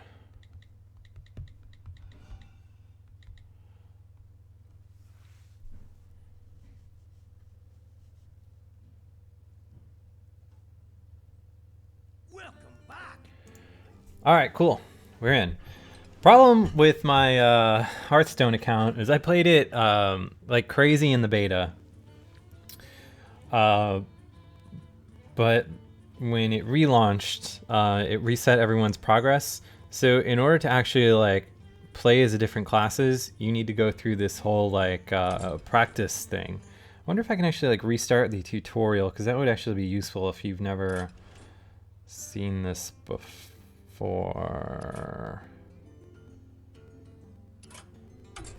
Let's see. Alright, so we got a new quest. Yeah, see, like right now I only have Jaina Proudmoore unlocked.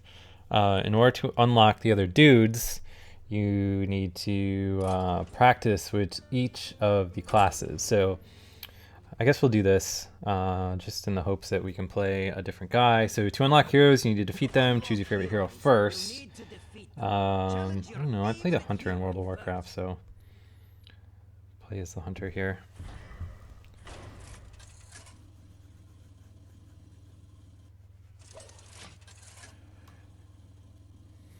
Okay, so Jaina Proudmoore versus Rexxar the Hunter. So let the hunt begin. Alright, so we get an extra card because we're not going first. I guess it seems like a decent opening hand, so we'll just keep it.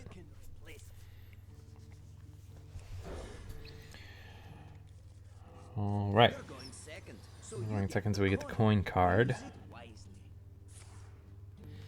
So the way the flow of this game works is you basically play your cards and then just pass turn. There's not really any card interaction, which is kind of why as someone that's really into Magic the Gathering, it's kind of why I was never really able to get like that huge into this as the PC or on the PC version. The iPad version definitely seems pretty cool. So I guess we'll just toss out our Murloc Raider now for first turn. He can't do anything just yet because monsters in Hearthstone have summoning sickness just like Magic. So end our turn. Flips over to the enemy turn. And then he shoots us. We go down to 28 health and it's our turn now. So I think what is going to be good this turn is to use the coin card to get an extra mana, and then pop out the raid leader here, which is going to buff up my Murloc guy, so I can attack this dude for 3 damage. Seems decent. End turn. Alright, so he played a Timberwolf, which is kind of similar to my orc leader dude does.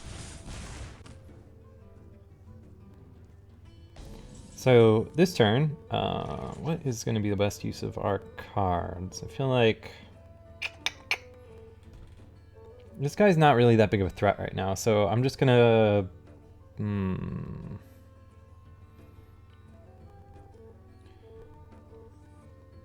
don't know if Arcane Explosion is worth using right now.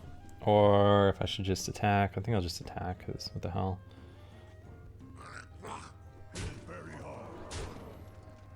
And end turn. I'll take a damage from the wolf, and then probably he's going to shoot me again.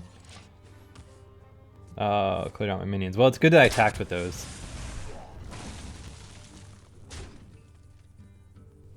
Alright, so this is pretty good. So with the 4 mana I have, I can either play 2 cards. Arcane Missile seems like a pretty good bang for the buck here, because yeah, it's going to kill him, and then the only valid target left is the enemy guy, so that seems good. And then we'll play this raptor guy. 1 mana left I can't do anything with, so we'll end the turn here. So yeah, it's doing steady shot on me again. Iron Forge Rifleman doesn't do a whole lot. Alright, so now I have 5 mana to play with. So I guess let's attack this guy, get rid of him, wipe the board basically. Get the Oasis Snapjaw out just for fun. End turn. He saw my Oasis Snapjaw and raised me an Oasis Snapjaw. Alright, cool. So raid leader, always good. So what can I do here with these guys? I guess I'll throw out the raid leader and the Bloodfen Raptor. Attack this dude. And then end my turn.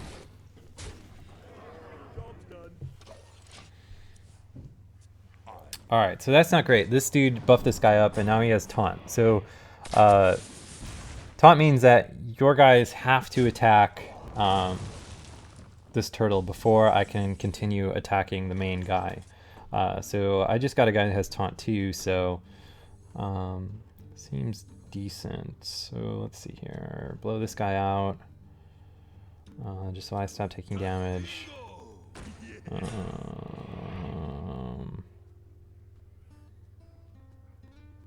Guess we'll trade here. Then I'll blow out my Arcane Explosion. Wait, no. Only does 1 damage. That's not great.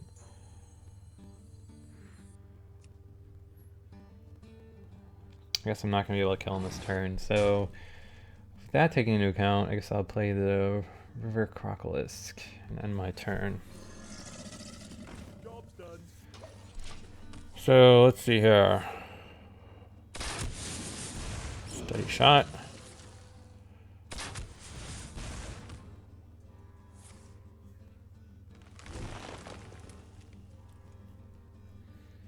So the problem here is this dude's kind of starting to get ahead of me. Polymorph is good, but it's not that great considering I can trade here this turn. Get another Snapjaw out and Fireball him. And then have 2 left. Arcane Explosion I'll save. Alright, cool. 1 damage, 2 damage, not a big deal. Alright, so that guy summons 1/1 boar. So this is a pretty good case where Arcane Explosion would be good, because now he has 3 dudes out, so I hit this off, damage all of them. So I'm able to go like this, kill that guy, Fireball, kill that guy, get Murloc Raider out. Problem is I have 4 mana to play with and really nothing I can do with it, so I'll just end my turn.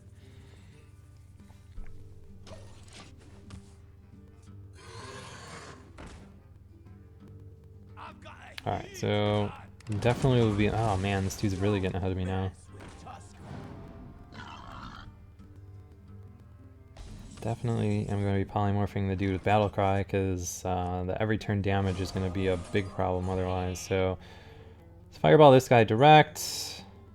Attack him.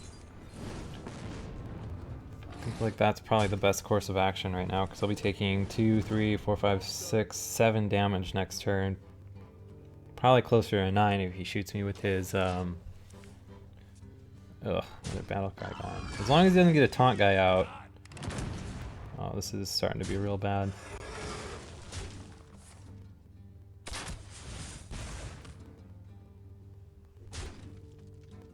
Alright, so this guy has charge, which is basically the same as haste in Magic the Gathering. So drop him out, attack, fireball, and then let's see, 4, 5, 6, 7. I might die next turn.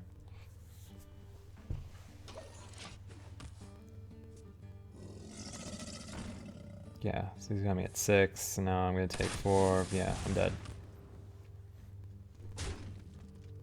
Rip, all I want to do is beat the hunter.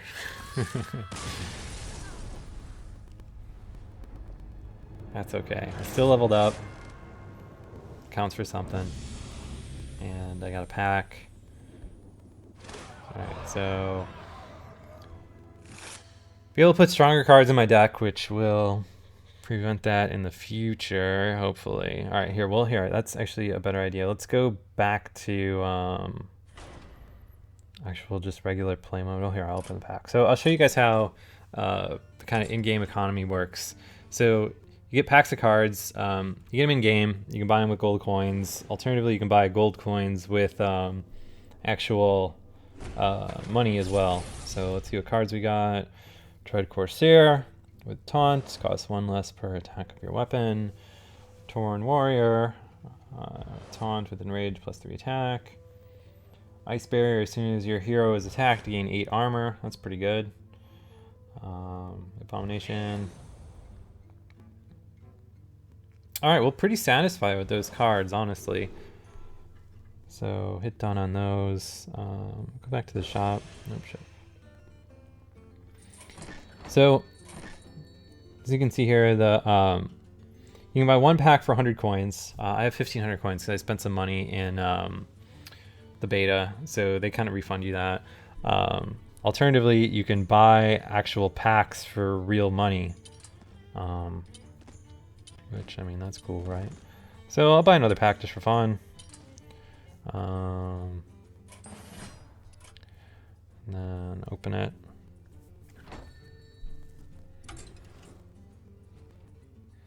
See what cards we get here. Alright, Violet Teacher. Whenever you cast a spell, summon a 1/1 Violet Apprentice. That's pretty good.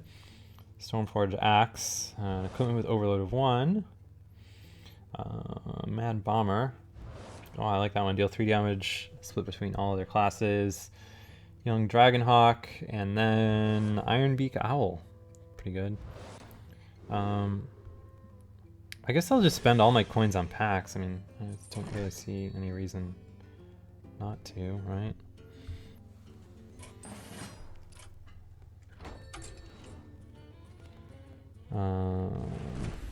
Maybe I missed it yet.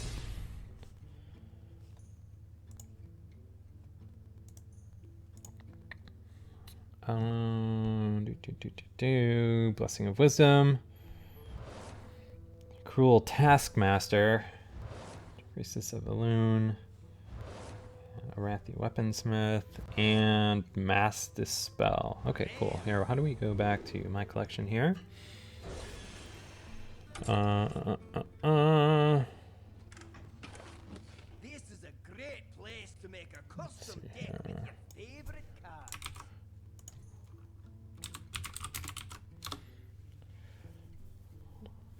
Let's see.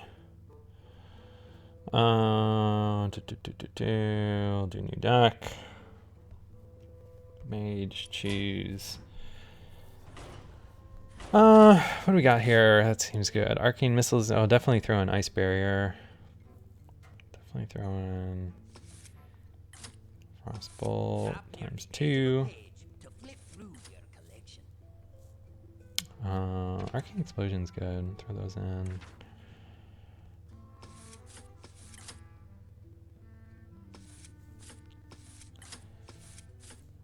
All right. Well, here, actually, you know what? Let's Here are some suggestions.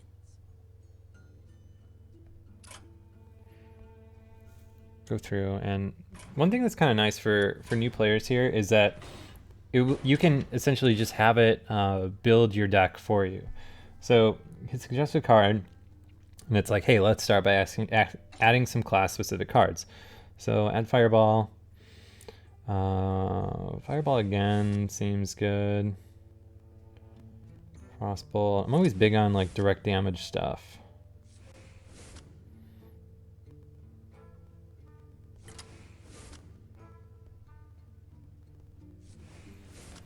Polymorph is always good. Ice Barrier, just got that. Arcane Intellect is good. Alright, now Battle Cry on the Elven Archer or Charge on the Stone Tusk Boar. I'm not sure which is better. I feel like I could do more damage over time with Battle Cry on the Archer. Let's see. This dude's got Taunt, that's always useful.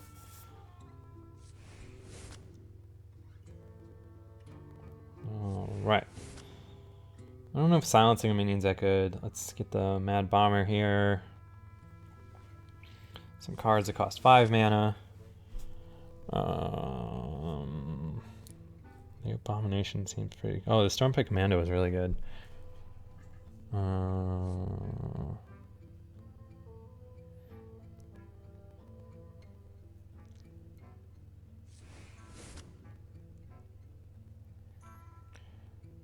Alright. Let's see. Guess let's get the Core Hound. It's pretty legit. And then Novice Engineer. Let's see. Storm and Night. Well, I don't know.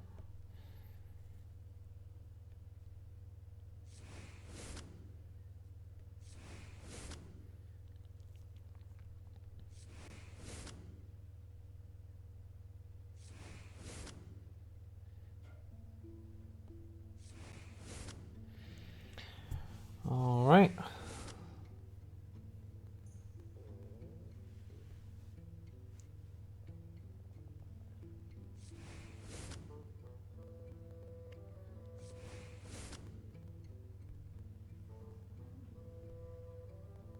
Cool.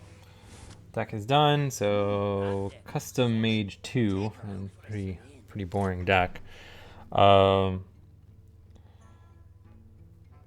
I'll go back, and then we will just hit play. And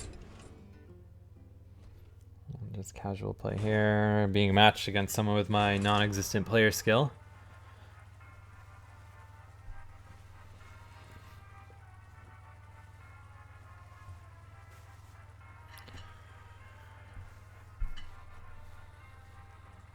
I don't know if anyone's playing yet. I also wonder if this is only matching me against players that are on the iPad client. All right, here we go. So a worthy opponent has been found. Jaina versus Jaina. Yeah, I played the beta, but when they did the reset, like I didn't have it in me to redo everything, so I just kind of said screw it.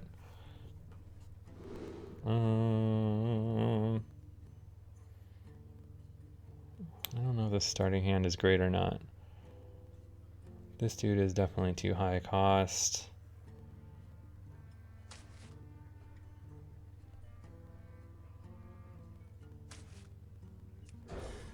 Alright, cool.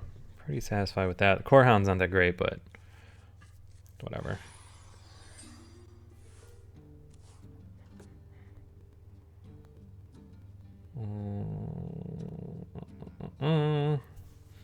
Waiting for this dude to go.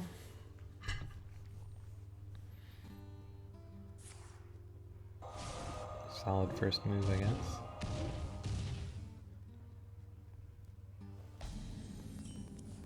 Alright, so I think what I want to do is... Well, I don't know. I guess let's toss out the coin. And then do this guy, because that's going to be like a big card draw engine. Alright, cool. That's useful, I guess.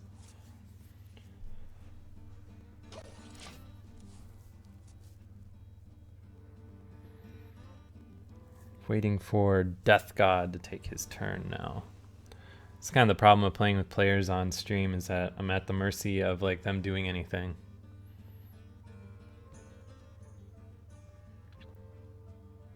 Which it seems like this guy is not doing anything.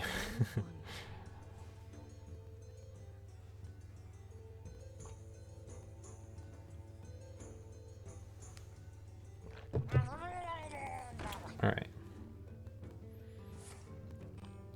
Oh no, not my dude. Alright, so a lot of high cost cards. What happens when I freeze the her? Alright, well that's cool. Job done.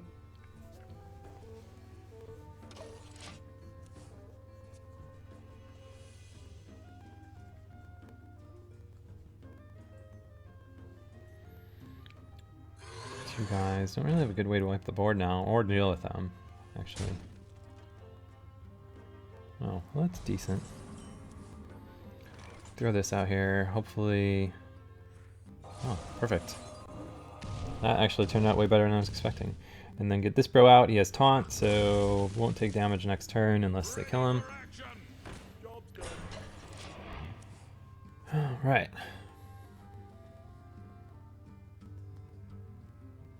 Although his taunt guy is certainly better than my taunt guy. Alright, so I think it's smart to fireball him. Attack with that. And turn. Like, I have a lot of really good high cost cards, so as soon as I get to next turn, we should be in business here. I waste a Snapjaw, not threatening at all. Murloc Raider, don't really care.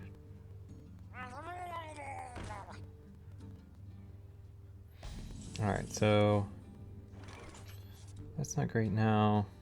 That's not great now. Alright, here, I'll toss this guy out here. Deal 2 damage, just get rid of this Murloc Raider. And then I'll just attack at her. End my turn. Job's done.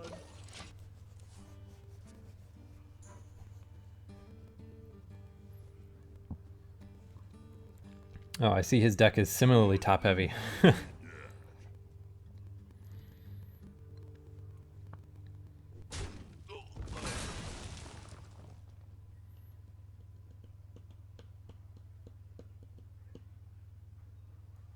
Okay.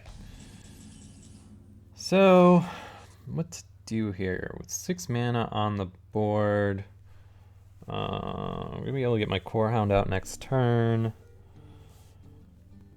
This guy is almost certainly dying next turn. I'm probably gonna take a load of damage. I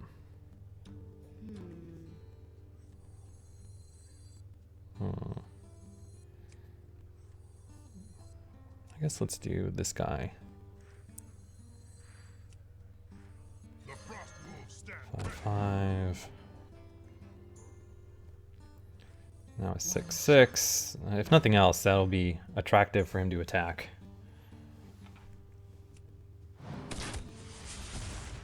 Oh shit, I didn't attack with my dude. Ah, noob mistake.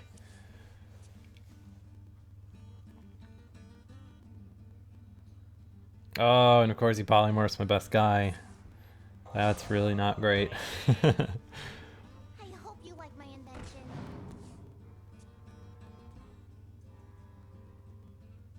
Well, the good news is he burnt his polymorph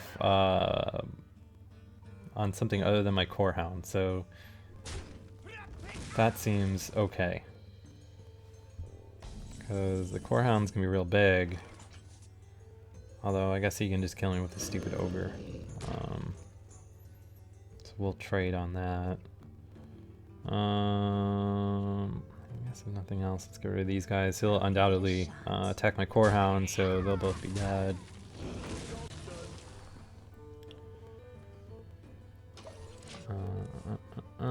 For games you stream and end up writing a review on, do you go back and replay? Yeah, I play as much of the games I can before writing any kind of review.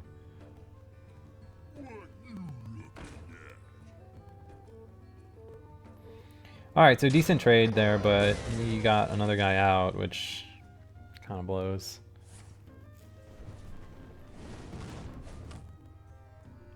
Alright, so let's see. I guess let me draw some cards, see what I can get.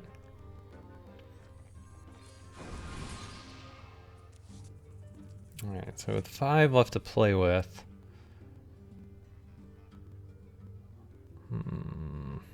Not doing great here. He's still gonna have 1. Don't have enough mana to finish him off, but he'll be dead next turn, so hopefully he's not holding a really good card in his hand.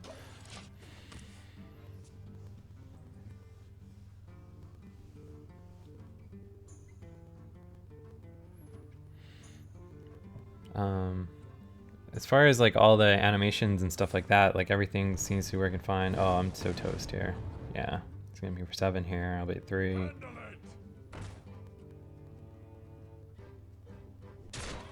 Fireball, I'm gonna be at 2, and then like there's basically nothing I can do to not lose next turn. Yeah, I'm done here. Like go up to 4, but well, how good that does me.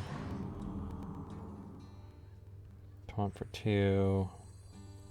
Deal with that guy. I'm basically buying myself a turn here, but it's not doing me a whole lot.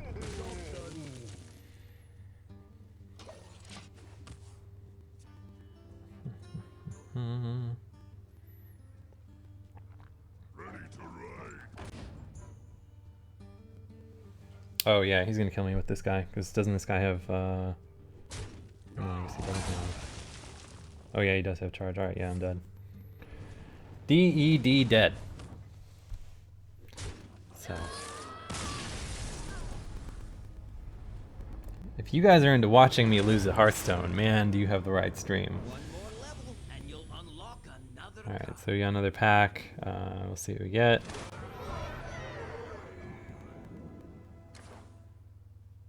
New quest. That's cool. Back, open my pack.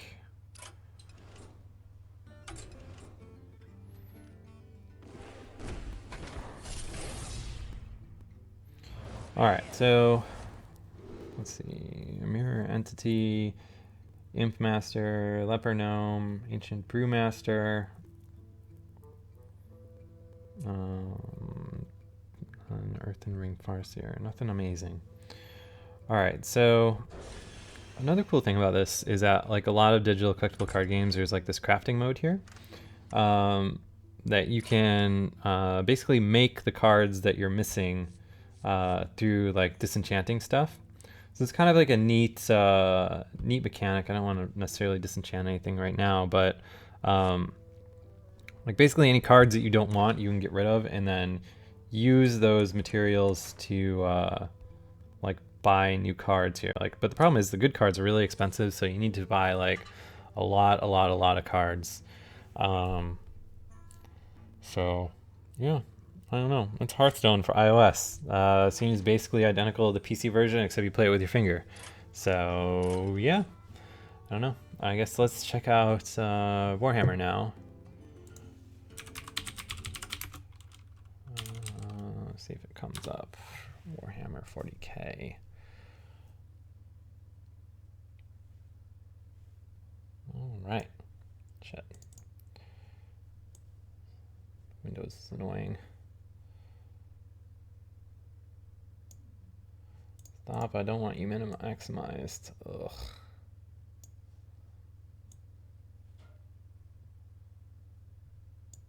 Okay, cool. This is Warhammer 40,000, Storm of Vengeance. Allowing push alerts. So I guess just hop right into the campaign here. Do you want to play as the Dark Angels or the Orcs? Why would you not play as the Orcs given the opportunity here? Let's see. Downloading more game content from the server. Please ensure you have an internet connection in order to retrieve the assets. All right, cool. Yeah, I don't know. I mean, like, you guys in chat, they're talking about how expensive Hearthstone is. I mean, like, welcome to collectible card games. Like, I've probably spent $20,000 on Magic the Gathering in my life, like, conservatively. And probably more than that, actually. Like I have bought cards that, like especially getting into playing Legacy, like I have cards that are worth hundreds of dollars a piece, with like 4 ofs in my deck. Like Wastelands and stuff right now are insane. So it's not really anything new.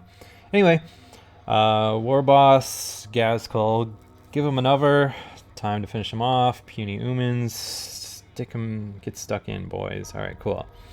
And Gretchen Makari says, get him, boss. War Boss Gazcol says, Daka Daka Daka, that's how you do it, killed him. Gretchen Makari, look at that. Those is rockets. Who's firing rockets at us, boss? They is Orky rockets. War Boss Gazcol responds, they ain't our boys. Get down there and give them some Daka. They're after our loot. All right, cool. So we'll start by building a Bad Moon Camp. Select a building plot. So click one of these. Bad Moon Camp. Bad Moon Camps generate teeth, which are used to deploy troops into battle. Let's see. Now let's call in some boys. For that, we'll need to deploy a War Boss hut. Now select another plot. The green bar to the left of the War Boss hut indicates the remaining time until stuff's ready. This will take a few seconds, so let's use that time to deploy another War Boss hut. Yeah, see, the thing with like collectible card games though is that like better cards doesn't equal better players. Our first boy is ready. Simply drag the card from the building onto one of the 5 battle lanes. Oh, that's neat.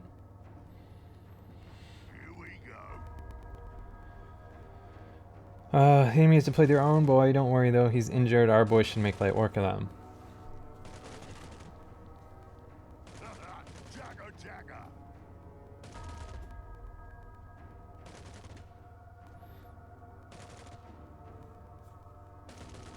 This is almost kind of vaguely disappointing that they use the Warhammer license to like a lane-based battler. Alright, so when a unit reaches the end of the lane, it will commence attacking the building plot itself. If this falls, the unit can then take the lane, destroying other structures permanently.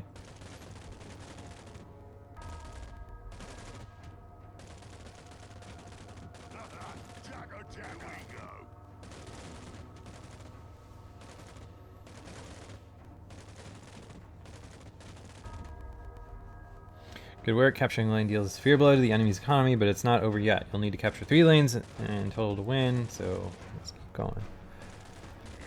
I mean, something to consider with like collectible card games and spending money on this is like, if it's something you're enjoying, like, does it really matter that you're spending money on? I mean, it's a hobby. Hobbies are expensive.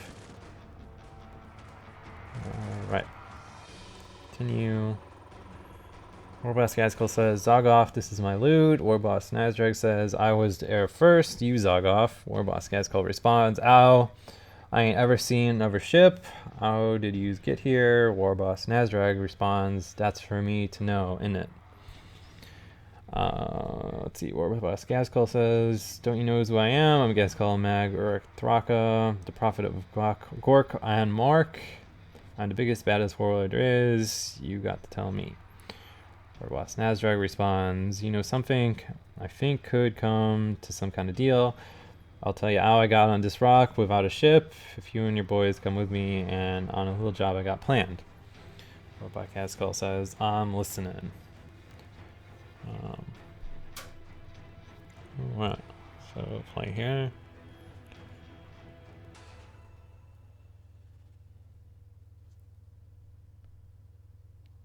War Boss Gazcol says, so what's the thing? This is a teleporter. You can go from here to there just by walking through it. Sounds like something the pointy ears would have. Well, I have it now. I has a plan that will make us a lot of teeth. Use how to teleport from Ulk down to a Yumi rock and kick their teeth in. But they ain't expecting it. What is this Yumi world? How does you know there's fighting to be had there? Oh, there's fighting to be had there. This ain't any Yumi rock. How does you feel about stomping Space Marines? Alright, start by building 2 Bad Moon Camps to ensure steady teeth. Now fill the remaining with War Boss huts. Cool.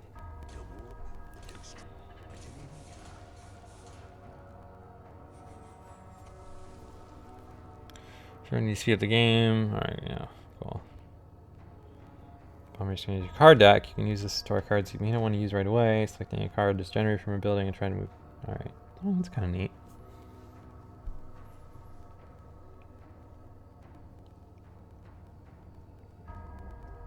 Here we go.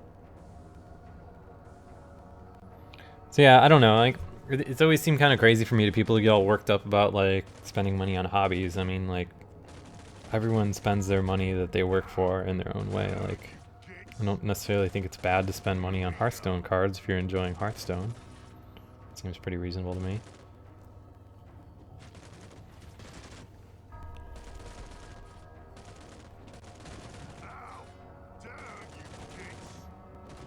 Like, I've spent a lot of money on Magic cards because I really like Magic stuff. And when I was into like sports cars and motorcycles, I spent a lot of money on those. Like, you just... The whole reason you work is so you have money to buy things that you like. So...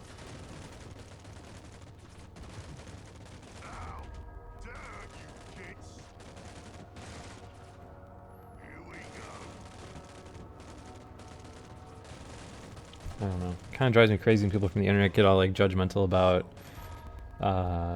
people's hobbies and what they spend their money on. Because like, I can promise you, if the most judgmental internet jerk off that is all pissed that you're buying virtual goods, like posted their bank statement, like any single person could pick through it and be like, "Oh, why are you buying all this? Why are you spending money at Steak and Shake?" Like, whatever.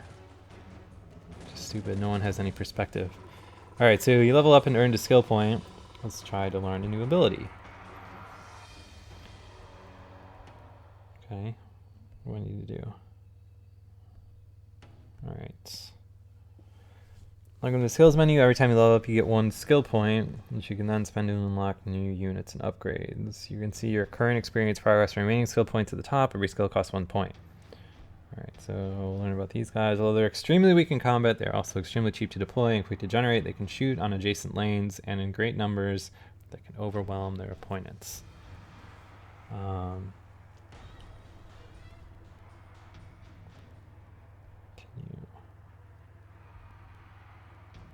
Alright. Well, the use was not wrong. They really wasn't expecting that. Told you, Yumi's always thinks they're smarter than what they are. Now let's go smash up that city over there. My boys need more stomping. Hold on, we gotta do some strategizing. Their Yumis have some big power thingies that they need. When the mechs plug in their teleporter, we can bring them through the big guns, alright?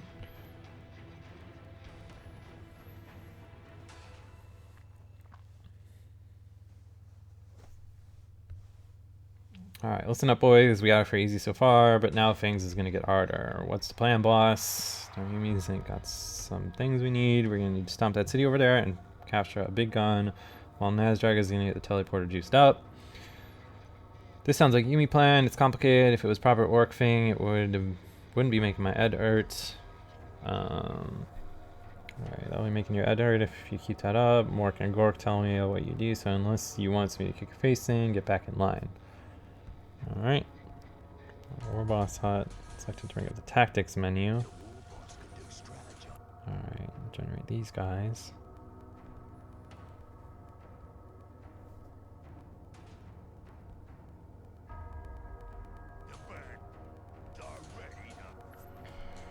Cool.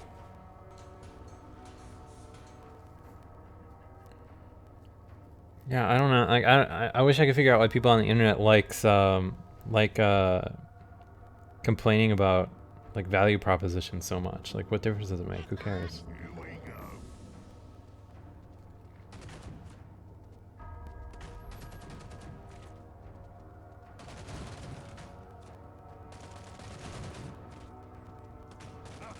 Jagger, Jagger.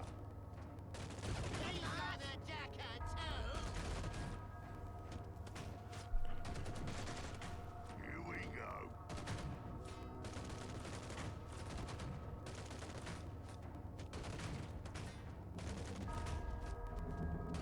Ow!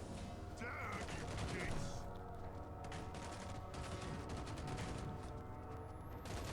Alright, well, this game seems kind of lame so far.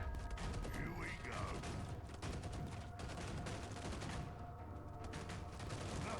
Jagger, Jagger.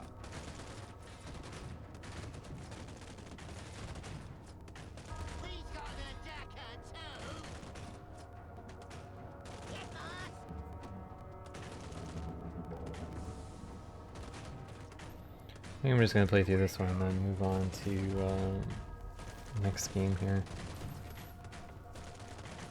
There's been so many of these kind of like lane-based battle games. It's kind of hard to get excited about another one. Like it is kind of cool that they're using the Warhammer license and stuff, and it's neat how strictly Games Workshop controls that license in regards to, like, you know, these orcs in this particular game will look exactly like the orc figurines that, oh shit, I should have put that guy down there. Will look exactly like the orc figurines that you buy at the store or whatever else.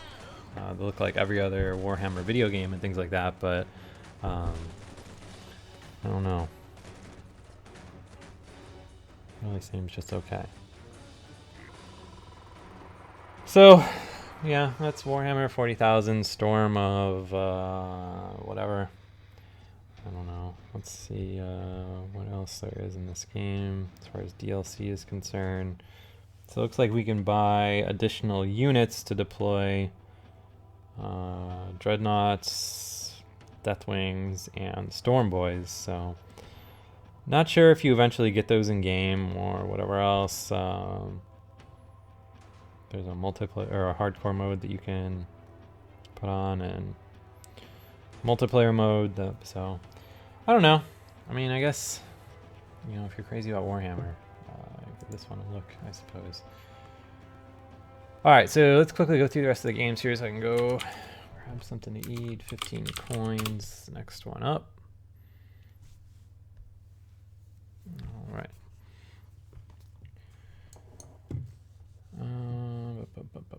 This portrait mode game.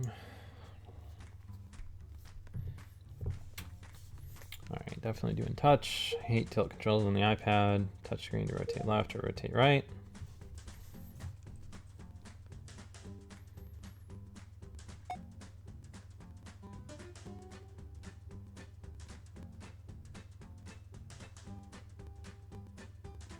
Oops. Alright, so these clone guys, when they spawn, seem to like follow my tail. This is like a weird Pac-Man mechanic. Oh. Can't turn sharp enough to kill that guy.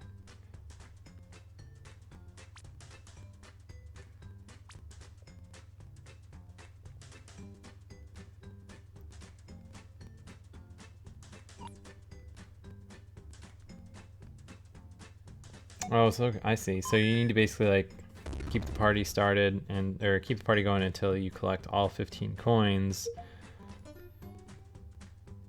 These, oh shit.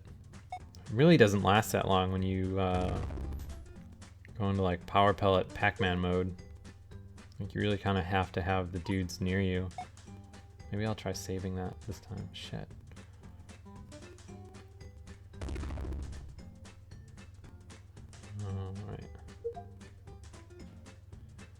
This game should be free. The most toxic thing someone can say about anything on the App Store.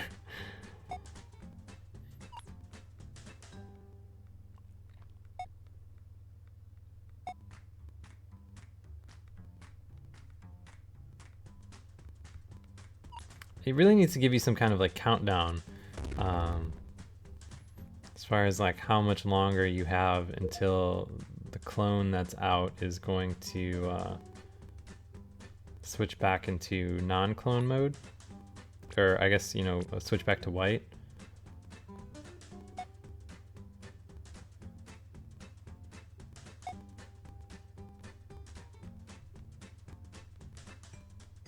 So like there's like no indication of,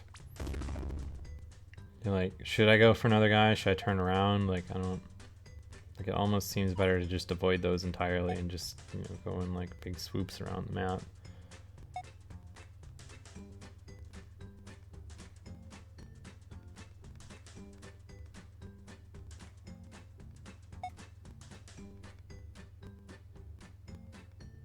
Shit.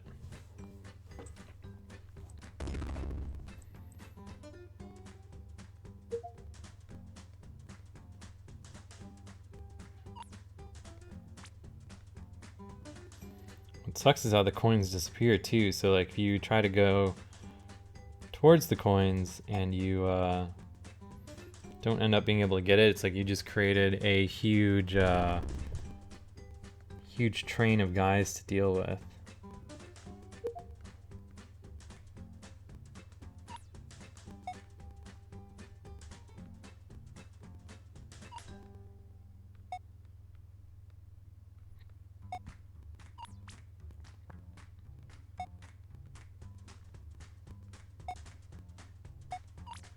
Shit. All right. Like, I'm not sure if it's a better strategy to be like using these power-up things sparingly.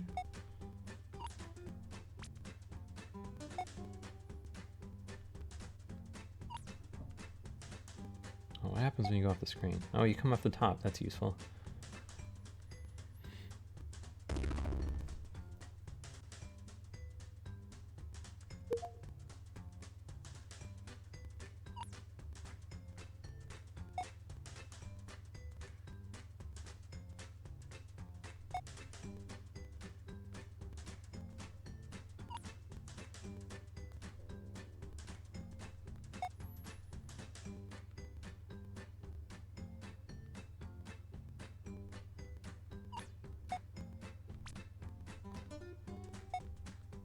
Alright, so this is the best I've done so far.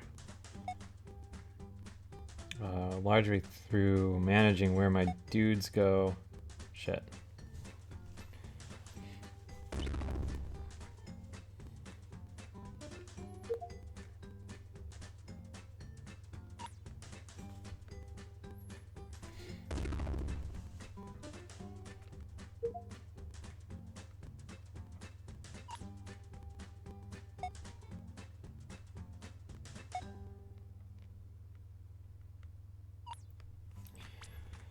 Oh, damn it.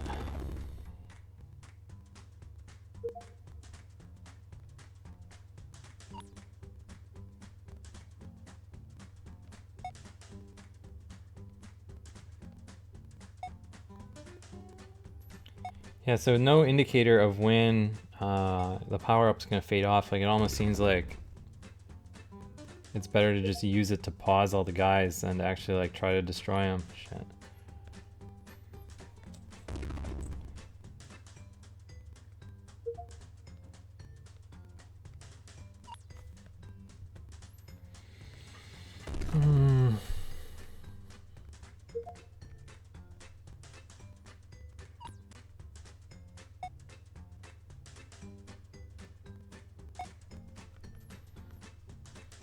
Trying to get the hang of this.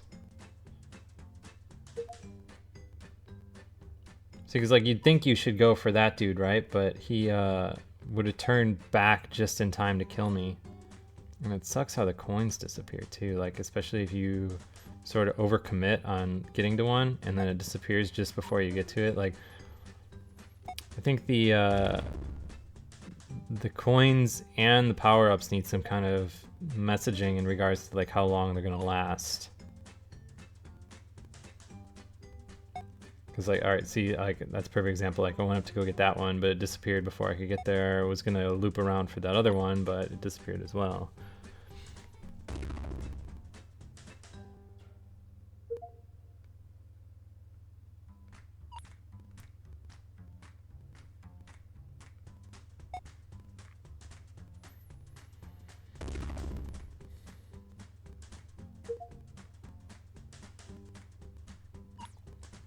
I feel like most of my deaths in this game are from just not clear messaging in regards to where guys are going to be, like where specifically they're spawning, how long a coin is going to last, stuff like that. Like that's not even worth going for. Shit.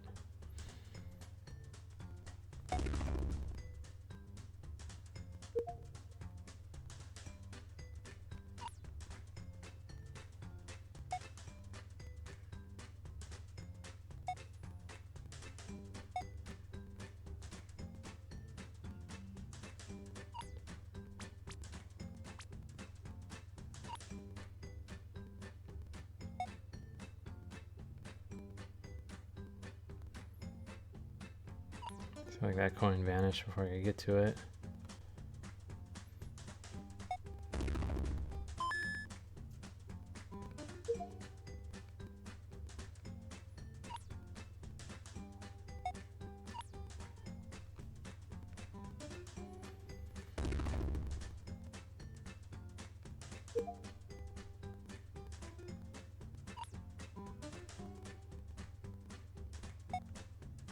That one's not worth trying for, unless I can freeze the guys. Head over here, grab that one.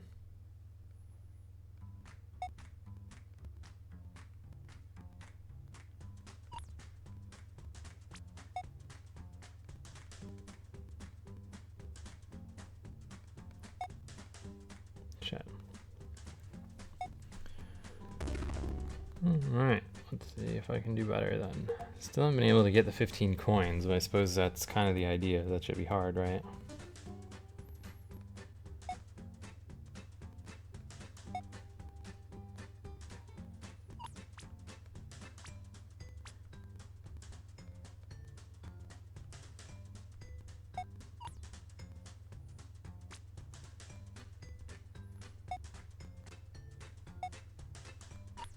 Check.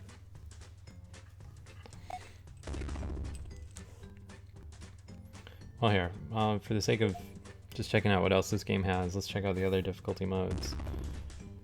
Alright, so that's easy. Let's try medium now. So medium's way faster. It's like almost hard to control fast.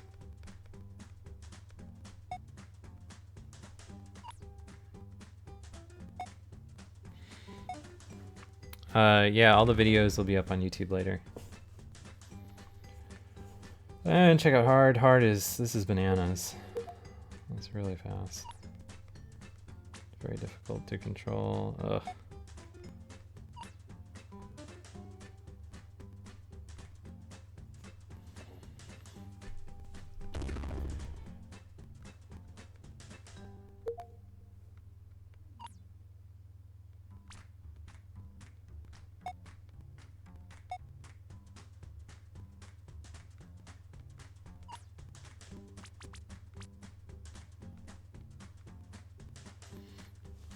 Alright.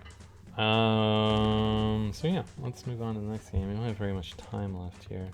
What is this chili game? I think this might be a kid's game, so we'll just check on it real quick. Can't even find it on the App Store. Oh, there's only one L. C-H-I-L-I-E. Right? Yeah, okay. Here we go.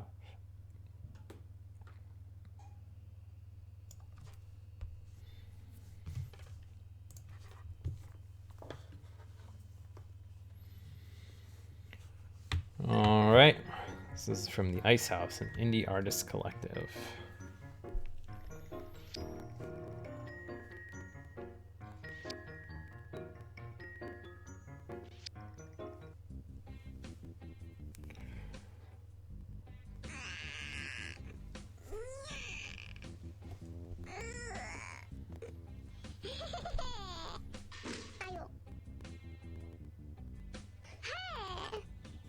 So swipe acquiring arrows in the direction before the time reaches. Oh, this is... What?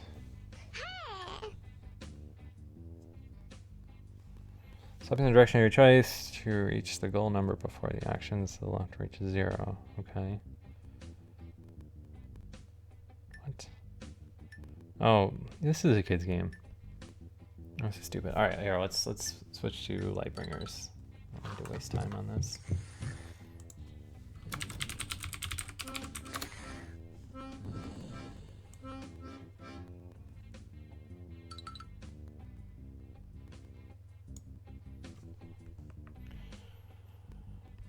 All right. So moving on right along to Lightbringers, Saviors of Raya.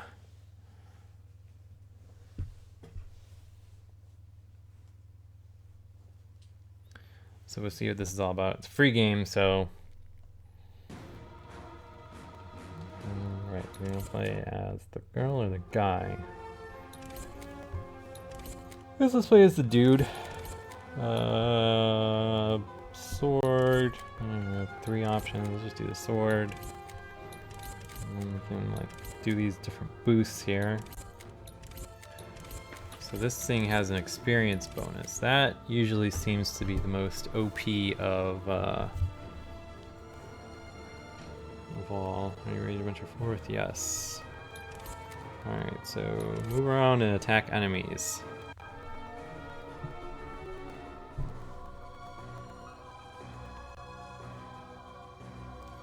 Alright, I was young and weak like you once, now they call me Melanker the Warden. Hear my voice, go forth and follow the map to activate the Nexus cores, the very key to our salvation. Oh, your dude moves really fast in this, that's nice. By Rye, your foes have sensed your light, you are weak still, a bringer light yet burns inside of you, now defend yourself, young one.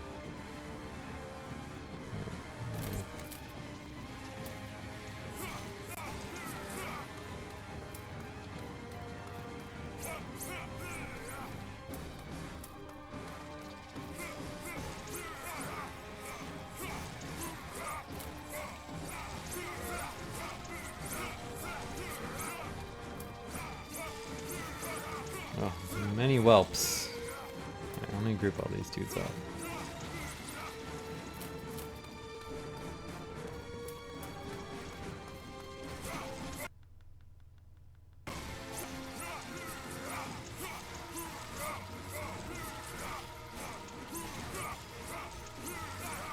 Well, this is exciting. Oh, maybe I'm supposed to be working my way towards that skull thing, except I'm like totally trapped in the corner here.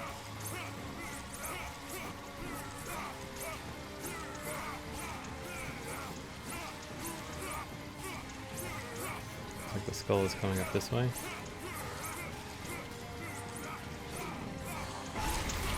Man, I had no clue what's happening here. There are just dudes everywhere. Who's this guy? Is this a player or an NPC?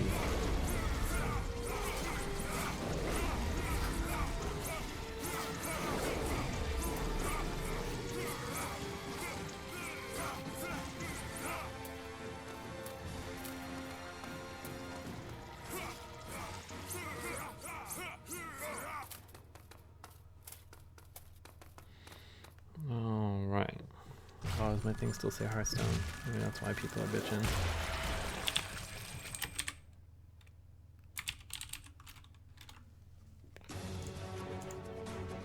Alright. So, Light 217038 was victorious. Level up, we got a gem, that's cool. Celerity, an unexpected surprise. You've hoisted yourself to level 2. You have learned celerity. Okay, cool. Let's see here. Chest. Go to the shop and open a mystic chamber. Behold what lies within. Stop boring you. Come back here and feast your eyes on the wonders within. Now quickly enter the hall of mystic chambers. Cool. So right out the gate, it's trying to get me to buy crap. Yeah, sure.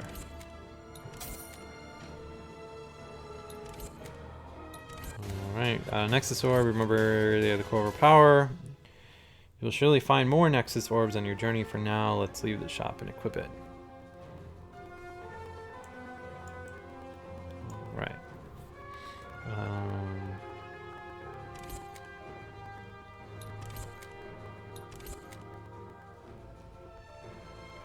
Ugh, this is like free-to-play game, the free-to-play game. Yes, equip my Nexus Orb. Great, great, great. Cool. Let's do it. Perfect. Equip.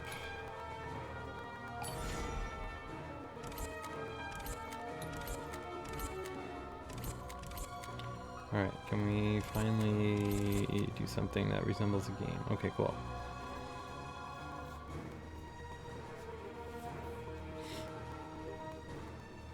Alright, so destroy all the shriekers in the area to cleanse the Nexus core. Okay, cool.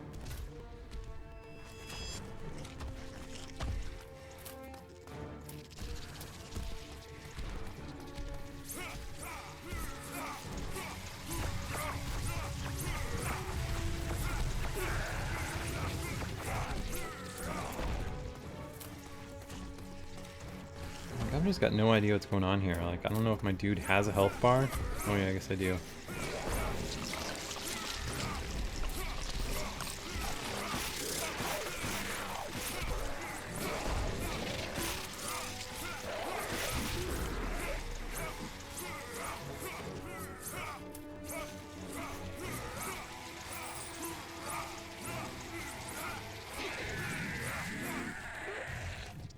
Okay, we won.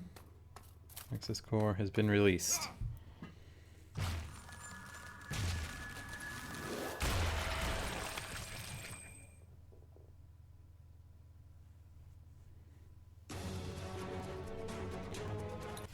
Level up. New ability. We unlocked Paragon's Might. Now we can drink files to increase my performance. What do you know? We have attained level 3. Fantastic. Cool. I got all sorts of loot.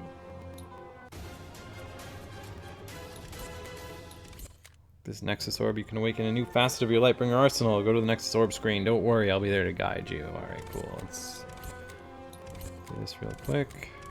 Yeah.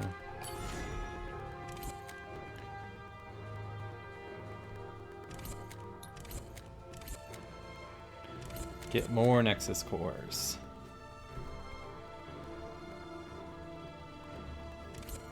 Oh, I can purchase my own files, of course, with diamonds.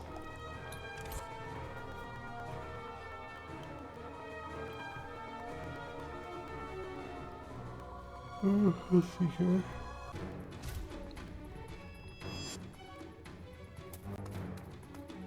So we need to survive and repel the attacks here. Let's see if I can group all these dudes up. Since it seems that there's almost no collision detection in this game, I can just kind of stand in a corner maybe. Swing my sword.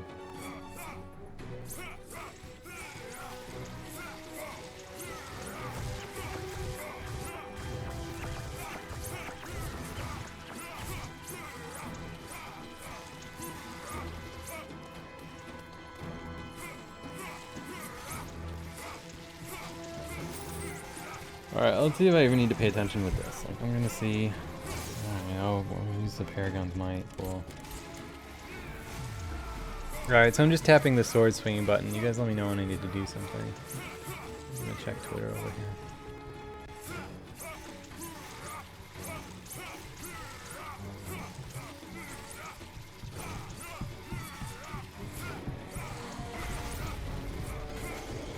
Yep, still winning.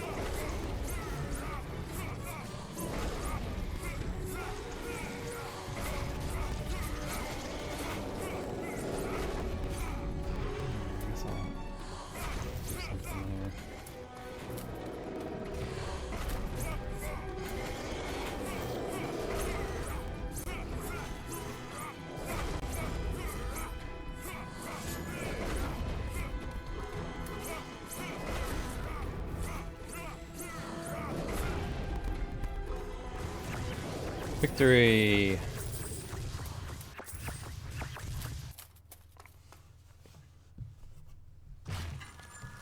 Alright, the tides have been repelled. That is fantastic news.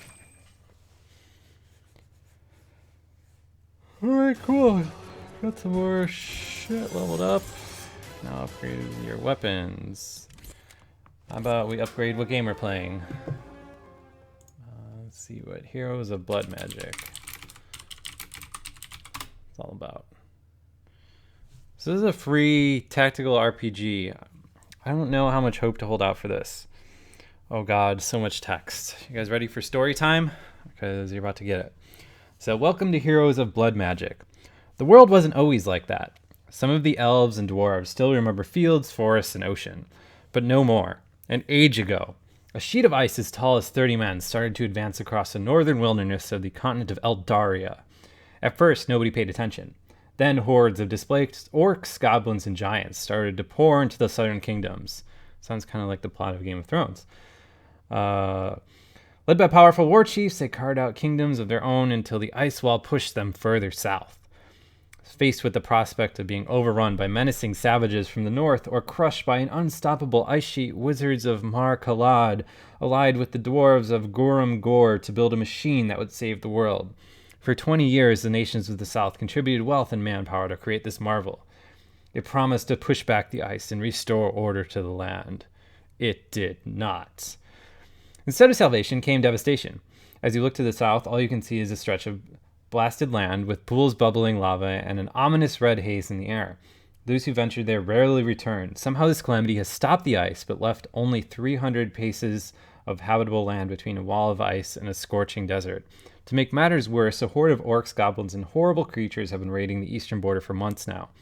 Some say there's no magic in the south, but you find it hard to believe. Born after the calamity, you felt magic at your fingertips your entire life. Magic is in every blade of grass and every living thing, from the lowest serf to the king. You have learned to use magic in powerful ways. This morning, feeling particularly adventurous, you signed up for the Middle Kingdom Expeditionary Force. You were promised wealth, power, and glory for every foot of land you conquer for your country. Now, you stand next to your comrades and look east towards your destiny.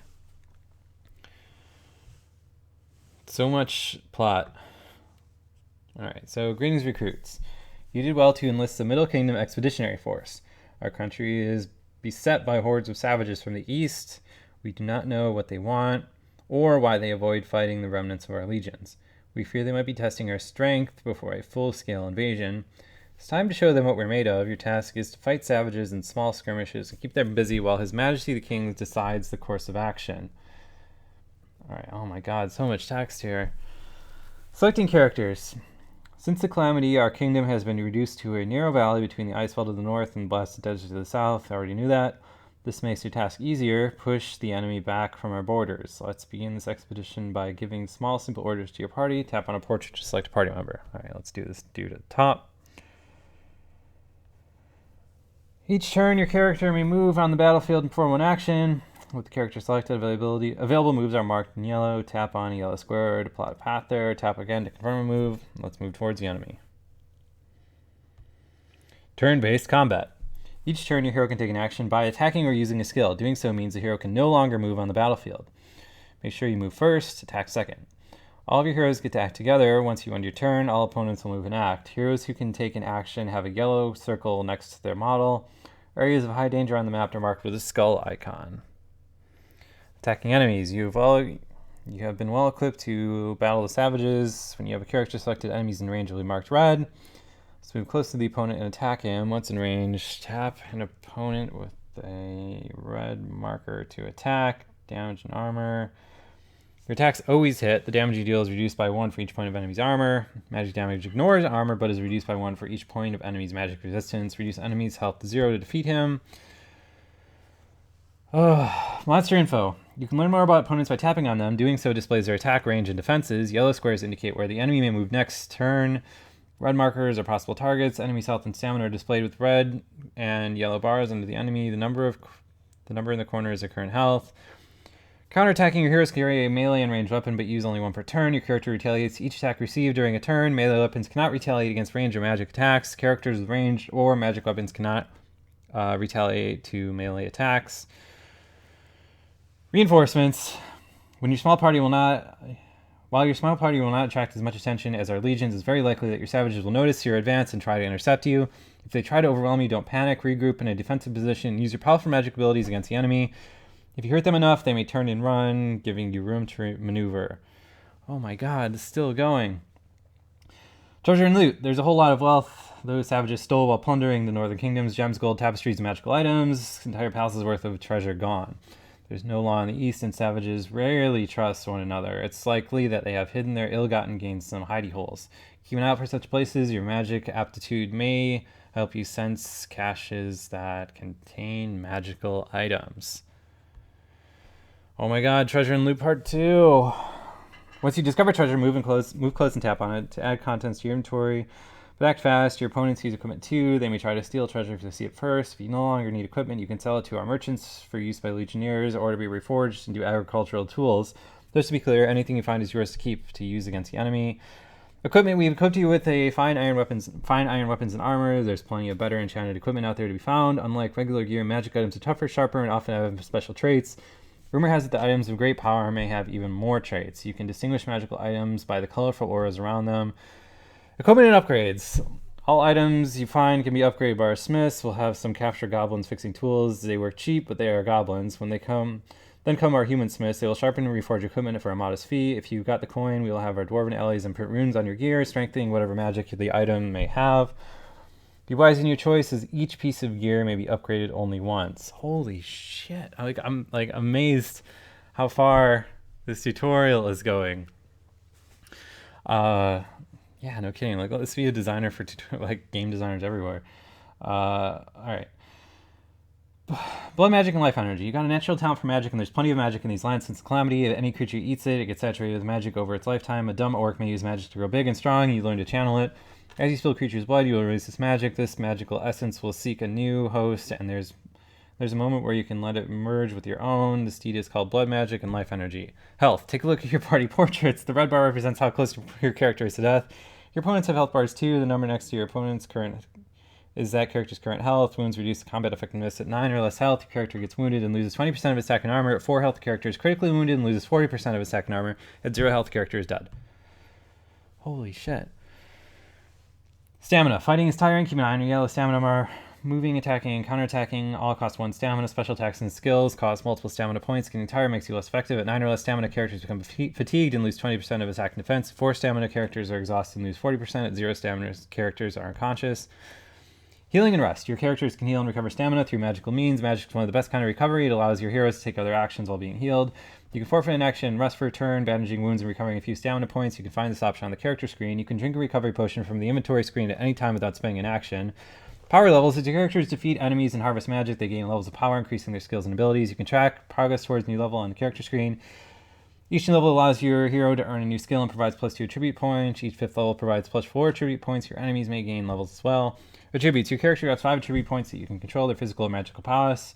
Attributes increase levels or by means of magical equipment. High levels, certain attributes will provide additional perks like better rust, energy, income, or poison immunity. Learn more about attributes on the character screen. Learning skills and abilities. Your heroes begin the expedition doing 2 skills. Each time they reach a new power level, they learn another skill. To do so, open your skill screen, tap on a skill name to reveal the extra info and learn button. While many skills are powerful, some require some energy or stamina, which you might not have at the start of your journey. Using skills and upkeep. You can use your skills and abilities every turn. To activate a skill, you need to spend initial stamina and energy cost. When the skill is used, it remains active as long as you wish to maintain it. Maintaining skill reduces your energy income per turn based on the number of active skills and targets. You can view your total energy expenditure and cancel active skills on the title screen. Skill toolbar. The skills that your hero knows are displayed in the bar under the battlefield. Tap on a skill to select it. It shows possible targets. Some abilities have longer ranges than the other. If you do not see target highlighted, you may need to move closer.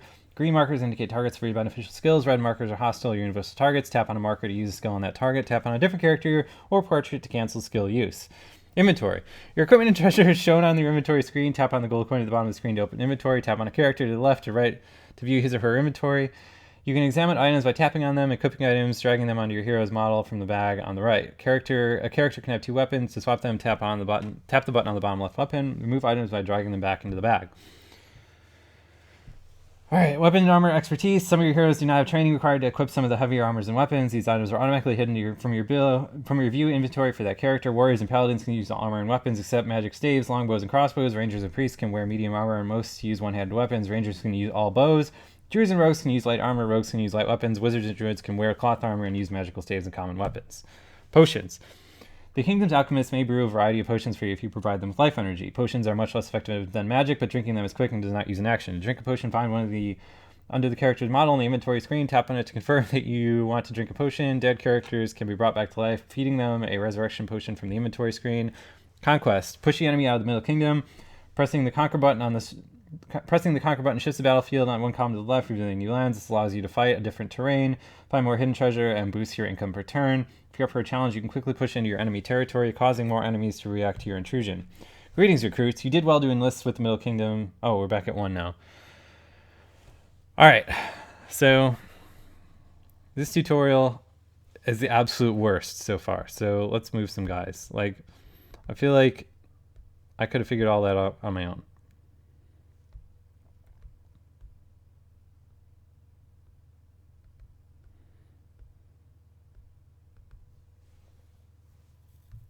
Alright, and turn.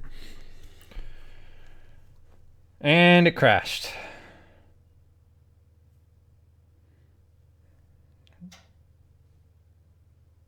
is, is this real life? Oh.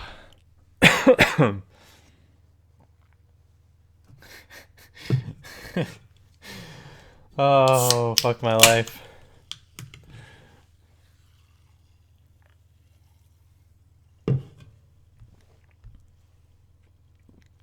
And we start over from the beginning, looks like.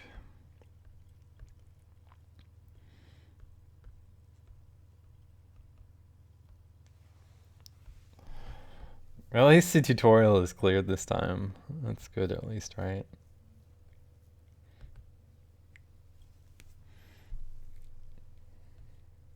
Alright, yeah, so hitting end turn makes the game crash, so if you like reading,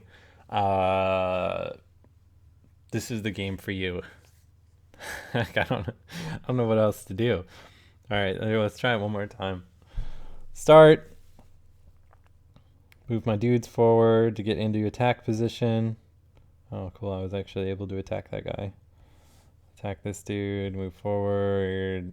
Attack this guy, move forward.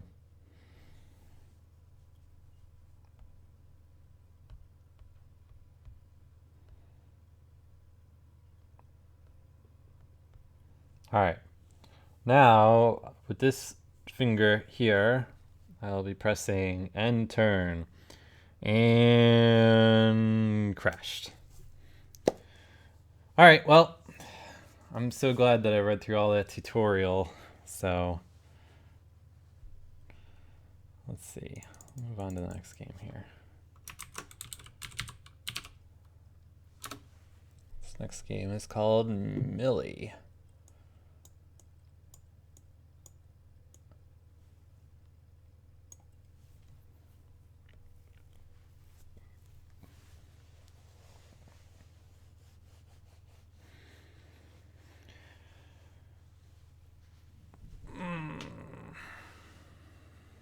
Pop quiz, what can rangers equip? All bows and light armor. Please, I read through the tutorial. Alright, so... is this asking me what controls I want?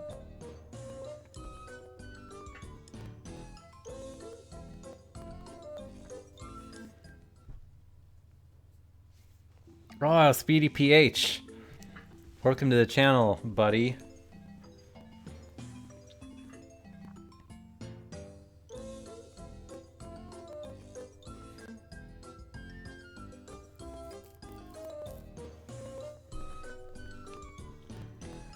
Kind of wish play more Monument Valley.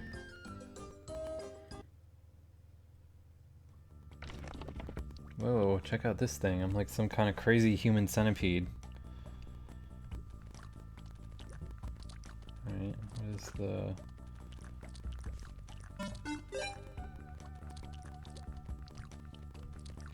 Alright, these controls are wacky as hell. How do I change that?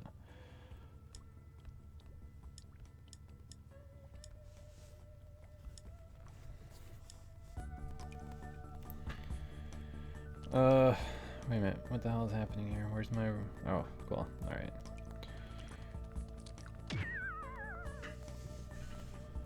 I ran out of time, I guess? Or, wait, what did I just do there? I don't even know.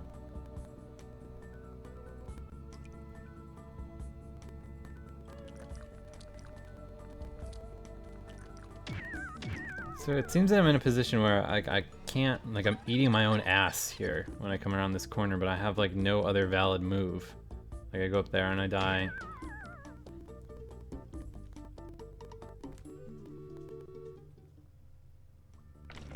Oh, alright, I guess I'll just start over now. So eating these power pellet things, I'm not gonna bother picking up the shoes. This didn't really seem to do too much for me.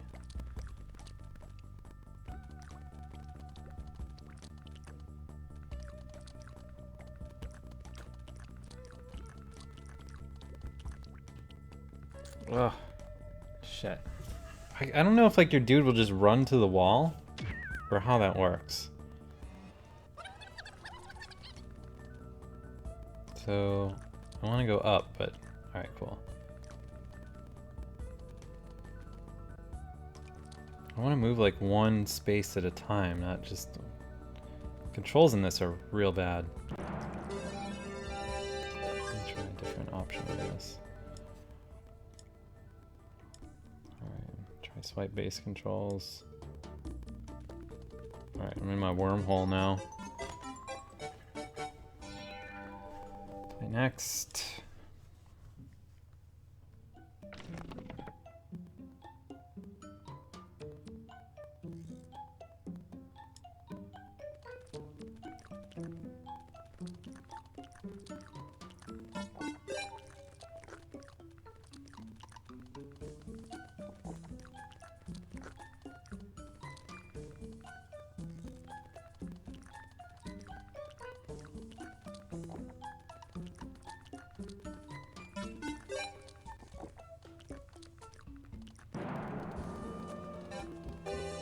Oh, I messed up.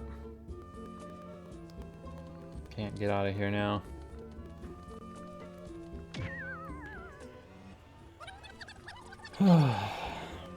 See, I need to rewind more than this is the problem. Like, I get that I can rewind and like keep going, but it's rewinding me to a point where failure is inevitable. Unless like maybe I go this way and eat myself and then rewind back further, but even then, like, there's nothing I can do.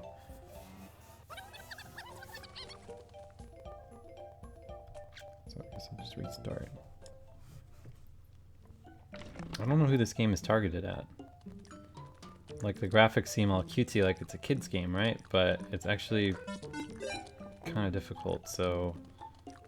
Shit, and I just took the wrong turn there. And you can't actually rewind, it seems like, until you die. So, like...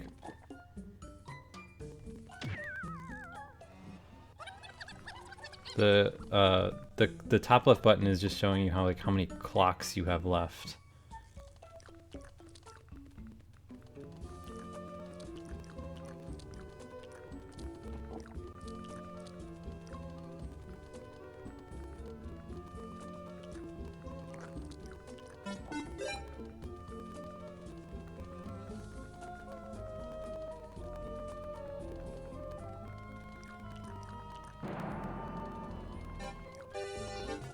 Alright, we'll just do one more of these. Oh, this one is huge.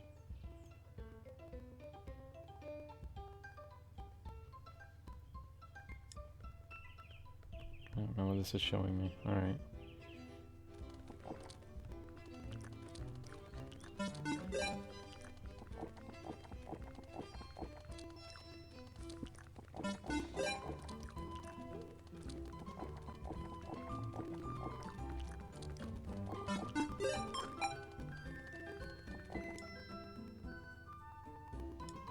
Alright, I just tapped the scissors. Let's see what that does. Alright, well, now I'm in a losing situation here.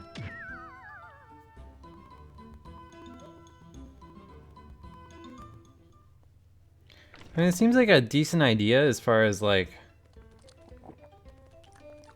you know, turning Snake into this kind of, like, weird Pac-Man-y puzzle game thing. I just wish they had like figured out a better way to handle fail states in it.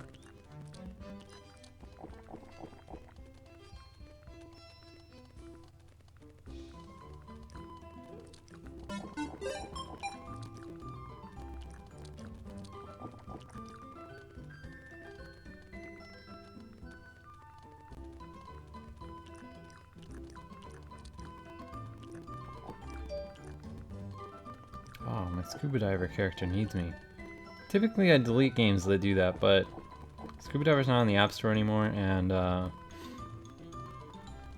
shit, well, smoked out there.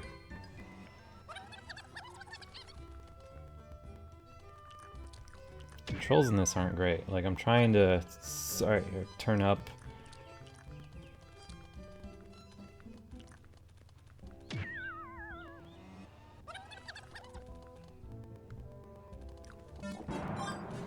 Alright, we got out. We only got 2 of 3 shoes, so, I don't know. Alright, let's, Check out Monster Crafter Pro. I really don't know what the difference between this and the free version of Monster Crafter is. So Monster Crafter is free, but this is $1, so I don't know if you guys know anything about Monster Crafter. Maybe you can tell me what the difference is.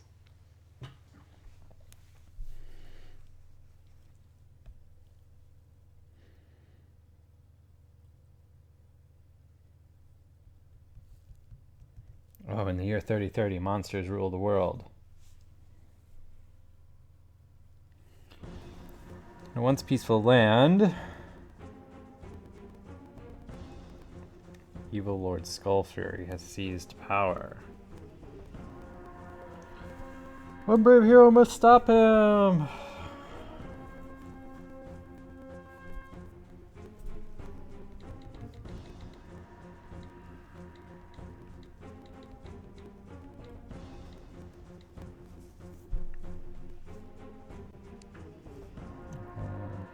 I need the green block. Speedy PH, you are humanity's last hope. Monster Crafter Pro! Alright, yeah, let's go to monsters.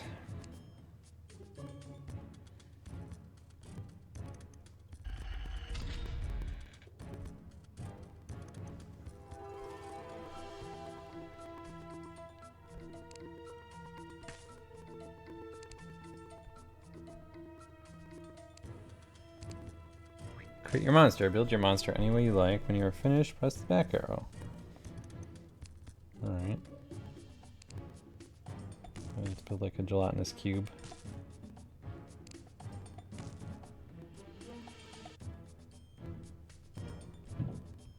Does this count as a monster?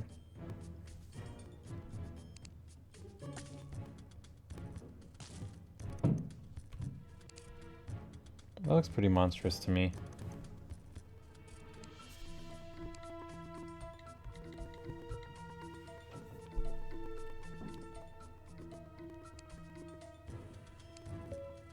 Oops. No numbers, huh?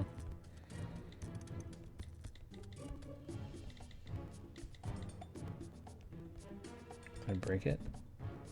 I can't enter. Hello? It's happening everywhere. Nothing is happening.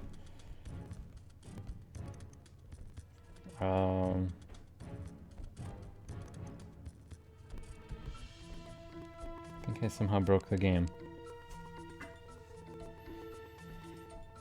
Well, I mean, if you guys are saying it looks the same as a free one, let's just check out Zombie Goddess.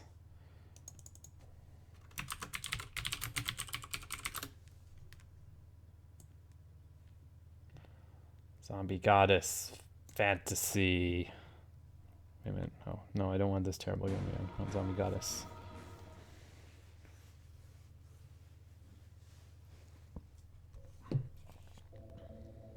Oh, Monster Legends. Create powerful monsters. Play now. No thanks. Alright, so you move over here, dodge and attack over here, shoot over here. Alright, yeah, I think I've played a game like this before. Try to get enough combos to enter the torture mode.